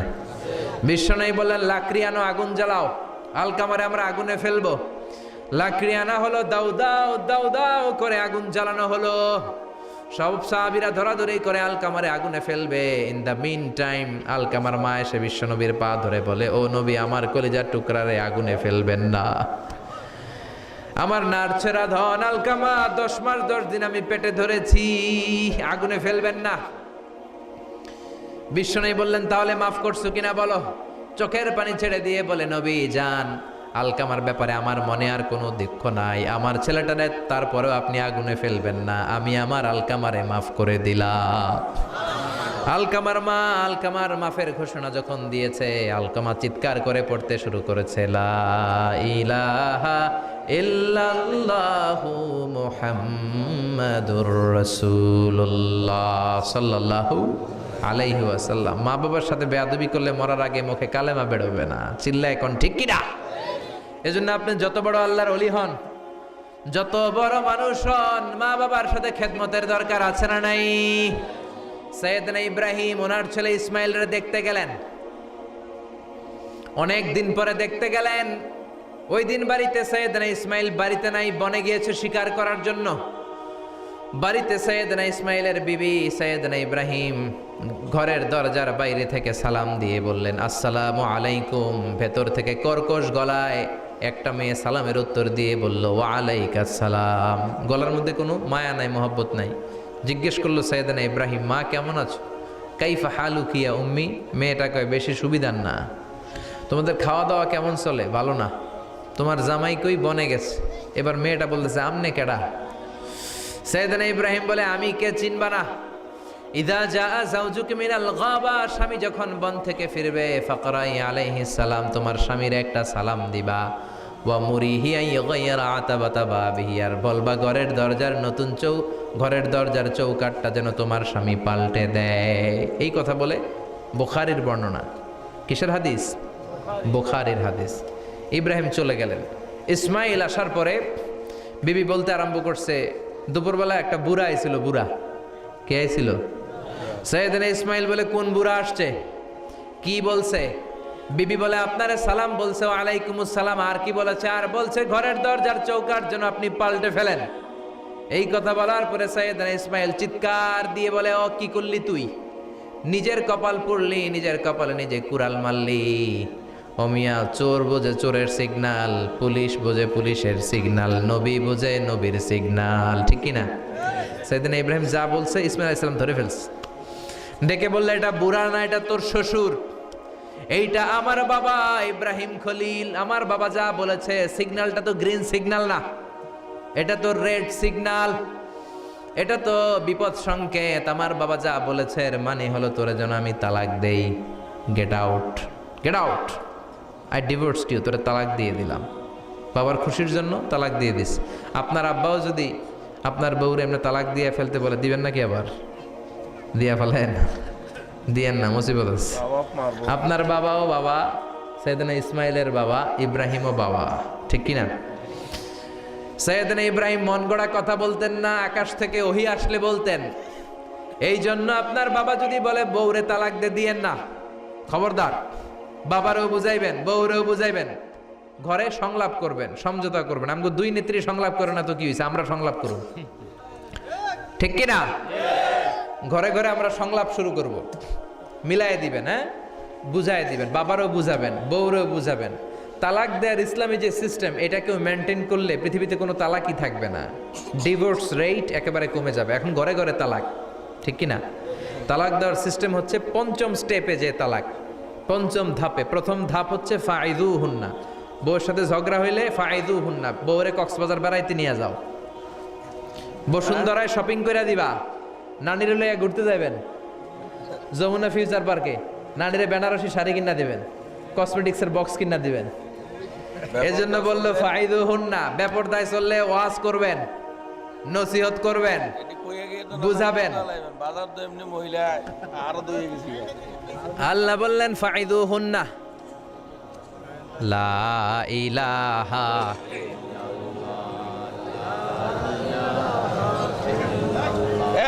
না, করেন করেন, মজা লাগে না? লা ইলাহা। অনেক রাত হয়ে যায়, জেনারেটর দিবে নাকি? হ্যাঁ হ্যাঁ, জেনারেটর দেয় না কেন? আপনার নাম পাগলি হয়ে যায়। লা ইলাহা ইল্লাল্লাহু মুহাম্মাদুর রাসূলুল্লাহ সাল্লাল্লাহু আলাইহি ওয়াসাল্লাম। শেষের দিকে উত্তর দিব। এই জন্য বউয়ের সাথে যদি ঝগড়া হয় তালাক না। ইসলাম প্রথমে বলছে ফাইদুহুন্না, ওয়াজ করেন, বুঝান, ঘুরতে নিয়ে যান, শাড়ি কিনে দেন। এতেও যদি লাভ না হয়, ওয়াহজুরুহুন্না ফিল মাদাজি, বিছানা আলাদা করেন। বউ থাকবে এক ঘরে, আপনি থাকবেন আরেক ঘরে। হয়তো এই বিচ্ছেদের কারণে ভুল বোঝাবুঝি ভেঙে যাবে, স্ত্রী ফিরে আসবে। ঠিক কিনা? এতেও কাজ হয় না। তারপরে আল্লাহ বললেন ওয়াদ্রিবুহুন্না, এবার একটু শাসন করেন। ঘুরতে নিলেন, কাজ হয় না। শাড়ি কিনা দিলেন, কাজ হয় না। রোম আলাদা করলেন, এরপরও কাজ হয় না। এরপর ওয়াদ্রিবুহুন্না, শাসন করেন। অনেকে এটার অর্থ করে বউরে পিটাও না, পিটানো না। বিশ্বনবী কোনোদিন বউয়ের গায়ে হাত দেয় নাই। ঠিক কিনা? এই ওয়াদ্রিবুহুন্নার শাব্দিক অর্থ হলো পিটাও, কিন্তু পারিভাষিক অর্থ হলো স্ত্রীকে একটু শাসন করো। মুফাসসিররা এই আয়াতের তাফসীর করতে যে হয়রান হয়ে গেছে। অনেকে বলছে ছোট্ট কাঠি দিয়ে পিটাও, আর বলে এই কথা শোনো না কেন? দুইটা বাচ্চা হয়ে গেছে, 3টা সন্তান হয়েছে, এখন সংসার ভাঙতে চাও কেন? অনেক মুফাসসির বলে মেসওয়াক দিয়ে বাড়ি মারো আস্তে আস্তে। অনেক মুফাসসির কয় কোল বালিশ দিয়ে পিটাও, যাতে হাত পা না ভাঙে। ঠিক কি না? ওয়াদ্রিবুহুন্না, শাসন করো। শাসনও যখন কাজ হয় না, তারপরে আল্লাহ বললেন ফাবাআসু হাকামাম মিন আহলিহি হাকামাম মিন আহলিহা, উভয় পক্ষের মুরব্বীরা বসবে, মিলায় দেওয়ার চেষ্টা করবে। এতও কাজ হয় না। 4টা স্টেপ শেষ, 5ম স্টেপে তালাক। তাও রাগের ছোট যে আমরা বলে দিই 3 তালাক 22 তালাক, এভাবে না। তালাক দুই ধরনের, তালাক আর সুন্নি, তালাক আল বেদে। একটা সুন্নতি তালাক আর একটা বেদাতি তালাক। বেদাতি তালাক দেয়া যাবে না, সুন্নতি তালাক দিবেন। মানে প্রতি মাসে একটা, আপনার বউয়ের যখন মাসিক হয় না, যখন পিরিয়ড হয় না, আপনার বউ যখন সুস্থ আছে, ক্লিন আছে, তখন এক তালাক। 1 মাসের মধ্যে ফিরে আনার সুযোগ আছে না নাই?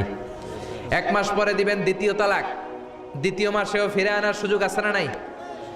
ঘরে রাখবেন, হয়তো বিবিরে দেখে আপনার মনে ভালোবাসা জমবে, বিবির মন নরম হয়ে যাবে, বিবিকে ফিরে আনা যাবে। তৃতীয় মাসে 3 তালাক যখন দিবেন, আর ফিরে আনার সুযোগ নাই। এটাকে বলে আত-তালাক আল বাইন আল বাইনুনা। এরপরে আর ফিরে আনার সুযোগ নাই। এই প্রসিডিউরগুলো যদি মেনটেন করেন, তালাক হবে? তালাক হওয়ার সুযোগ আছে? এজন্য এগুলো মেনটেন করে তালাক দিবেন, ডিভোর্স রেট কমে যাবে। ওমরে ফারুকের জামানায় এক লোক তার স্ত্রীকে 100 তালাক দিছে। কয় তালাক? এরকম ডাকাত বাংলাদেশও আছে না নাই? 100 তালাক দিছে। এখন ওয়াইফ যে ওমরে ফারুককে বিচার দিছে, ওমরে ফারুক বললো তোমার হাজবেন্ডকে ডেকে আনো। ডেকে আনা হলো, কিরে কয় তালাক দিছস? কয় 100 তালাক। দিবি 3 তালাক, 100 তালাক দিছস কেন? কয় মেজাজ গরম আছিল। ওমরে ফারুক বলে ঠিক আছে, বিচার হলো 3 তালাকে তোর বউ তালাক, বাকি 97 তালাক এখন তোর পিঠে পড়বে। সুবহানাল্লাহ পড়েন। এরকম যদি মাইট দেওয়া যেত জায়গা মতো, সব তালাক বন্ধ হয়ে যেত। চিল্লায় বলেন ঠিক কি না? এজন্য আপনার বাবা যদি বলে ও বাবা তোর বউরে তালাক দে, তালাক দিবেন না, বুঝাবেন। বাবারেও বুঝান, বউরেও বুঝান, বরকত দিবে কে? সাইয়েদনা ইব্রাহিম বললেন ঘরের দরজার চৌকাঠ পাল্টে ফেলো। মনে আছে ঘটনা? না ভুলে গেছেন বোধহয়। তালাক দিয়ে দিলেন বিবিকে। নতুন সংসার শুরু হলো। আরেকটা বংশীয় নেককার মেয়েকে বিয়ে করলেন। 3 বছর পর সাইয়েদনা ইব্রাহিম আবার বেড়াতে আসলেন। আজকেও সাইয়েদনা ইসমাইল বাসায় নাই। সাইয়েদনা ইব্রাহিম সালাম দিলেন, আসসালামু আলাইক। এবার জাদুমাখা কণ্ঠে, কুকিল কণ্ঠে, মোলায়েম কণ্ঠের একটা মেয়ে ঘরের ভেতর থেকে বলে ওয়ালাইকুমুস সালাম। ওয়ালাইকুমুস সালাম। সাইয়েদনা ইব্রাহিম বললেন কাইফা হালুকিয়া উম্মি মা, কেমন আছো বলো বলো। মেয়েটা বলে আলহামদুলিল্লাহি আলা কুল্লি হাল, সব অবস্থায় আলহামদুলিল্লাহ। সুবহানাল্লাহ পড়েন। সংসার কেমন চলে? কয় খুব ভালো। খাওয়া দাওয়ার অবস্থা কি? কয় আরো ভালো। এবার মেয়েটা বলে কে আপনি? এই মরুভূমির মাঝখানে রৌদ্রের মধ্যে দাঁড়িয়ে দাঁড়িয়ে কথা বলেন, কেউ তো কোনোদিন আমাদের খোঁজ নিতে আসে না। কে আপনি? ঘরে আসেন। সাইয়েদনা ইব্রাহিম বলে না, আমার পরিচয় দিব না, ঘরেও আসবো না। মেয়েটা বলে আপনি যদি ঘরে না আসেন আমি কিন্তু রাগ করব। সুবহানাল্লাহ কোন।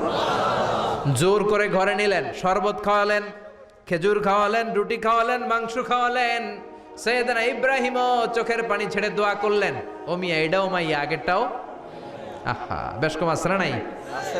সাইয়েদনা ইব্রাহিম মাথায় হাত বুলিয়ে দিয়ে দোয়া করলেন আর বললেন ইদা জা যাওজুক মিনাল গাবা, তোমার স্বামী যখন বন থেকে ফিরে আসবে, ফাকরাই আলাইহিস সালাম, তোমার স্বামীর একটা সালাম দিবা। ওয়া মুরিহি আন ইউসবিতা আতাবাতা বাবিহি, আর বলবা ঘরের দরজার নতুন চৌকাঠ যেন জীবনেও না পাল্টায়। চলে গেলেন। ইসমাইল আসলেন। বেবি বলল নুরানি চেহারার এক আল্লাহর ওলির মতো মুরব্বী লোক আসছিল। মুরব্বী আসছে শুনে ইসমাইল তো ভয় পেয়ে গেলেন। কিরে আগে তো একটা ঘটনা ঘটছে, ঠিক কিনা? কেমন আচরণ করেছিস বল। বিবি বলে আপনি ভয় পাবেন না, আমি খুব ভালো আচরণ করেছি, আপ্যায়ন করেছি। তিনিও খুশি হয়ে আমার মাথায় হাত বুলিয়ে দোয়া করে দিয়েছেন আর বলেছেন ঘরের দরজার নতুন চৌকাঠ যেন জীবনেও আপনি না পাল্টান। সুবহানাল্লাহ। সাইয়েদনা ইসমাইল বিবিকে জড়িয়ে ধরলেন। বিবিকে জড়িয়ে ধরে বললেন ও বিবি, তুই তো পরীক্ষায় গোল্ডেন এ প্লাস। কি এ প্লাস? যেই মুরব্বী লোকটা এসেছিল সাধারণ কোনো মানুষ নয়, তোমার শ্বশুর আমার বাবা ইব্রাহিম খালিল। আমার বাবা যেই কথা বলে গিয়েছেন, যে ইঙ্গিত দিয়েছেন, এটা তো গ্রিন সিগন্যাল। আমার বাবা বলেছেন তোমার যেন কোনোদিন তালাক না দেই, তোমার যেন ছেড়ে না দেই। এই যে তোমার হাতটা দুনিয়ার বুকে ধরলাম, জান্নাতে যেন তোমার হাত ধরেই দুজনে জান্নাতে ঢুকে যায়। এজন্য বাবা মায়ের দোয়ার দরকার আছে না নাই? মায়ের দোয়ার চেয়ে বড় দোয়া আছে নাকি? জোরে বলেন। সাইয়েদনা মূসা আলাইহিস সালাম আল্লাহরে বললেন আল্লাহ মাইয়াকুনু জালিসি ইয়াউমাল কিয়ামা, কিয়ামতের দিন আমার সাথী কে হবে? আল্লাহ বললেন সাহিবুকা ফিল জান্নাতি জাজ্জার, কিয়ামতের দিন তোমার সাথী হবে একজন কসাই। কে হবে? জোরে বলেন না। সাইয়েদনা মূসা আলাইহিস সালাম একটু ফেড আপ হলেন, কিরে কসাই কেন আমার সাথী হবে? আমি নবী মানুষ, নবী হবে আমার সাথী, আল্লাহর ওলিরা হবে আমার সাথী। কেন কসাই হবে আমার সাথী? রব্বুল আলামিন বললেন, মুসা যাও নিজেই যে দেখে আসো কেন কসাই হবে তোমার সাথী। সাইয়েদনা মুসা আলাইহিস সালাম কসাইয়ের দোকানে গেলেন, যে দেখে না কসাইয়ের স্পেশাল কোনো আমল নাই, খালি গোশত কাটে। কি কাটে? সারাদিন গোশত কাটার পরে বিকেলবেলা বড় একটা গোশতের টুকরা নিয়ে প্যাকেট করে বাড়ির দিকে রওনা হয়। সাইয়েদনা মুসা আলাইহিস সালাম তিনিও কসাইয়ের পেছনে পেছনে ছদ্মবেশে রওনা হয়ে যায়। কসাই বাড়িতে ঢুকার পরে সাইয়েদনা মুসা আলাইহিস সালাম দরজায় নক করতে লাগলেন। কসাই দরজা খুলে দিতে লাগলো। সাইয়েদনা মুসা আলাইহিস সালাম পরিচয় গোপন করে বলে, আমি একজন মুসাফির, আজকে রাতে ও কসাই ভাই আপনার বাড়িতে থাকতে চাই। কসাই বলে, আহলান সাহলান, আসেন, এই ঘরের মধ্যে বসেন, পাশের ঘরে আমার একটু কাজ আছে। পাশের ঘরে যে কসাই মাচার উপর থেকে বৃদ্ধা একটা নারীকে নামিয়ে নিজ হাতে গোসল করিয়ে টাওয়াল দিয়ে গা মুছে গোশত রান্না করে রুটি বানিয়ে রুটি আর গোশত এই বৃদ্ধা মহিলার মুখের মধ্যে তুলে দেয়। মহিলাটা তৃপ্তি সহকারে খাওয়ার পরে হাত দুইটা উপরের দিকে তুলে আঁচলটা পেতে আল্লাহরে ডেকে বলে, আল্লাহ আমার ছেলের উপর আমি সন্তুষ্ট, এই বলে বিড়বিড় করে কি যেন দোয়া করে দেয়। মহিলাটাকে খাওয়ানোর পরে কসাই প্লেটের মধ্যে গোশত আর রুটি এনে সাইয়েদনা মুসার কাছে এসে বলে, ও মুসাফির ভাই, এই নেন আপনার রাতের খাবার। রাতের খাবার খেয়ে আপনি ঘুমিয়ে যান, সকালে আপনি যাবেন আপনার পথে, আমি যাব আমার দোকানে। সাইয়েদনা মুসা বলে, ও কসাই, আগে বলো এই বৃদ্ধা মহিলাটাকে। কসাই বলে, এই বৃদ্ধা মহিলাটা ছাড়া দুনিয়ায় আমার কেউ নাই, আমি ছাড়া ওই বৃদ্ধা মহিলার কেউ নাই। এই মহিলাটা হলো আমার জনম দুঃখিনী মা। মা ছাড়া আমার কেউ নাই, আমি ছাড়াও মায়ের কেউ নাই। প্রতিদিন আমি আমার মারে গোসল করাই, নিজ হাতে রান্না করে খাওয়াই। সাইয়েদনা মুসা বলে, তোমার মা হাত তুলে কি দোয়া করলো এটা বলো। কসাই বলে, আমার মা প্রতিদিন রাতে খুশি হয়ে একটা পাগলা দোয়া করে, গত কয়েক বছর ধরে এই দোয়াটা করছে, অনেক বছরের দোয়া, আমি জানি কোনো দিন এই দোয়াটা কবুল হবে না। সাইয়েদনা মুসা বললেন, কি দোয়া? কসাই বলে, আমার মা খুশি হওয়ার পরে চোখের পানি ছেড়ে দিয়ে হাত তুলে বলে, আল্লাহ আমি আমার ছেলের উপর অনেক সন্তুষ্ট, শুনেছি এই জামানার বনি ইসরায়েলের সবচেয়ে বড় পয়গম্বর, তার নাম নাকি মুসা কালিমুল্লাহ। আমি তোমার কাছে দোয়া করে গেলাম, আমার ছেলেরে তুমি ওই মুসা নবীর সাথে জান্নাতে ঢুকাইয়া দিবা। মুসা আলাইহিস সালাম বলে, কানেকশন তো এই জায়গায়, আসল কানেকশন তো এখানে, এটা তো মায়ের দোয়ার বরকত। আল্লাহু আকবার। এজন্য মায়ের দোয়ার বরকতে কসাইকেও নবীর সাথী বানিয়ে দিয়েছে কে? বিশ্বনবী বাবা মার আদর পায় নাই, জন্মের আগেই বিশ্বনবীর বাবা নাই, 6 বছর বয়সে মা নাই, দাদার কাছে মানুষ হয়েছেন, চাচার কাছে মানুষ হয়েছেন। বিশ্বনবী হুদাইবিয়ার উমরা যেদিন করতে যাবেন, 1400 সাহাবীকে নিয়ে বিশ্বনবী উমরা করার জন্য রওনা হলেন। পথিমধ্যে আবওয়া নামক জায়গার মধ্যে বিশ্বনবীর মায়ের কবর। বিশ্বনবীর মায়ের নাম কি? তোরা দেখে যা আমিনা মায়ের কোলে, মধু পূর্ণিমারি সেথা চাঁদ দোলে, যেন উষার কোলে রাঙা রবি দোলে। তোরা দেখে যা আমিন কোলে, কুল মখলুকে আজি ধ্বনি ওঠে কে এলোই, কালেমা শাহাদাতের বাণী ঠোঁটে কে এলোই। পরে দুরুদ ফেরেশতা বেহেশতের দুয়ার খোলে, তোরা দেখে যা আমিনা মায়ের কোলে। ঠিক কি না? মায়ের কবর পড়ল সামনে, জায়গার নাম আবওয়া, ছোট্ট একটা টিলা। 1400 সাহাবীদের দিকে তাকিয়ে বিশ্বনবী বললেন, ও সাহাবারা, এটা আমার মায়ের কবর। আমি আল্লাহর কাছ থেকে অনুমতি পেয়েছি মায়ের কবর জিয়ারত করার, তোমরা যারা জিয়ারত করতে চাও আসো। 1400 সাহাবী বলে, আমরাও আপনার মায়ের কবর জিয়ারত করব। বিশ্বনবী 1400 সাহাবীরে বললেন, জিয়ারত করার সময় কেউ কিন্তু কান্নাকাটি করতে পারবা না। 1400 সাহাবীকে কান্নাকাটি করতে নিষেধ করে বিশ্বনবী যখন নিজের মায়ের কবরের সামনে দাঁড়ালেন, বিশ্বনবী ছোট্ট বাচ্চার মতো হাউমাউ করে কান্না শুরু করে দিলেন। বিশ্বনবীর কান্না দেখে 1400 সাহাবাও কান্না শুরু করে দিল। বিশ্বনবী 1400 সাহাবীদের দিকে তাকিয়ে ধমক দিয়ে বলে, তোমরা কাঁদো কেন? সাহাবারা বলে, নবী আপনাকে আমরা অনেক ভালোবাসি, আপনারে কাঁদতে দেখলে আমাদেরও কান্না আসে। আপনার চোখ দিয়ে দার দার করে পানি নামতে দেখলে আমরা আমাদের দুটি চোখ আর শুকনা রাখতে পারি না। বিশ্বনবী বললেন, আদ্রাকাতনি রহমাতুহা ফাবাকাইতু। আমার ছোটবেলার স্মৃতি মনে পড়েছে। আমার মা যে আমারে আদর করেছে, ওই স্মৃতিগুলো আমার মনে পড়েছে। আমার মা আমেনা আমারে জাইতুনের তেল মালিশ করে দিত গায়ে। আমার মা আমেনা আমারে জামা পরিয়ে দিত, কোলে নিত, আদর করতো, চুমু খেত। ওই স্মৃতিগুলো আমার মনে পড়েছে, তাই আমি কাঁদি। তোমরা কাঁদো কেন? বিশ্বনবী মায়ের আদর পায় নাই, কিন্তু মায়ের কবরের সামনে দাঁড়িয়ে ছোট্ট বাচ্চার মতো কেঁদেছে। এজন্য মায়ের দোয়ার দরকার আছে না নাই? বিশ্বনবী কানা ইউকাসসিমুল আহমান ফিল জিআররানা, জিআররানা নামক জায়গার মধ্যে বিশ্বনবী কুরবানির গোশত বিতরণ করছেন। কিসের গোশত? বাংলাদেশে কুরবানির গোশত বিতরণ হয় কি হয় না? জোরে বলেন। বিশাল লম্বা লাইন। বিশ্বনবী লাইনের মধ্যখান থেকে বৃদ্ধা একটা নারীকে আলাদা করে নিয়ে আসলেন। বিশ্বনবী নিজের গায়ের চাদরটা বিছিয়ে দিলেন, মহিলাটারে বসালেন, বড় একটা গোশতের টুকরা দিলেন, প্যাকেট দিলেন। বৃদ্ধা মহিলাটাও বিশ্বনবীর মাথার মধ্যে হাত বুলিয়ে দিয়ে দোয়া করে গেল। সাহাবীরা বললেন, ইয়া রাসূলুল্লাহ, ইয়া হাবিবাল্লাহ, হাজার হাজার মানুষ, কাউকে তো লাইন থেকে আলাদা করলেন না। কে এই বৃদ্ধা মহিলা? কেন এই মহিলারে নিজের চাদরের উপরে বসতে দিলেন? বিশ্বনবী বললেন, জন্মের আগে আমি বাবা হারালাম, 6 বছর বয়সে মাকে হারিয়েছি, মায়ের বুকের দুধ আমি খেতে পারি নাই। যেই মহিলাটারে আমার চাদরের উপরে বসতে দিলাম, এই মহিলাটা হলো আমার দুধ মা হালিমা, বনু সাদ গোত্রের হালিমা। এই হালিমার বুকের দুধ খেয়ে আজকে আমি তরতাজা নবী মুহাম্মদ। চিল্লায় কোন আল্লাহু আকবার। এজন্য মা বাবার দোয়ার দরকার আছে না নাই? কখনো মা বাবার সাথে বেয়াদবি করা যাবে না, গরম আওয়াজে কথা বলা যাবে না, উচ্চবাচ্য করা যাবে না, কোমল আচরণ করতে হবে, মা বাবার দোয়া নিতে হবে।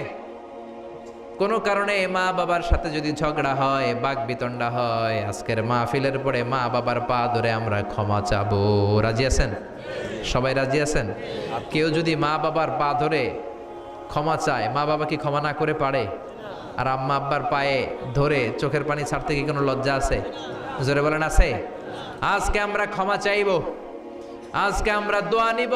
মা বাবার দোয়া সবচেয়ে বড় দোয়া। মায়ের দোয়া থাকলে ওই ব্যক্তি কখনো ব্যর্থ হয় না। মায়ের দোয়া, আল্লাহর রহমত, এই দুইটা জিনিস যদি কারো জীবনে থাকে, সফলতা তার হাতে ধরা দিবে। ঠিক কি না? এজন্য আল্লাহ বললেন, আমার স্পেশাল ফয়সালা দুইটা। কয়টা?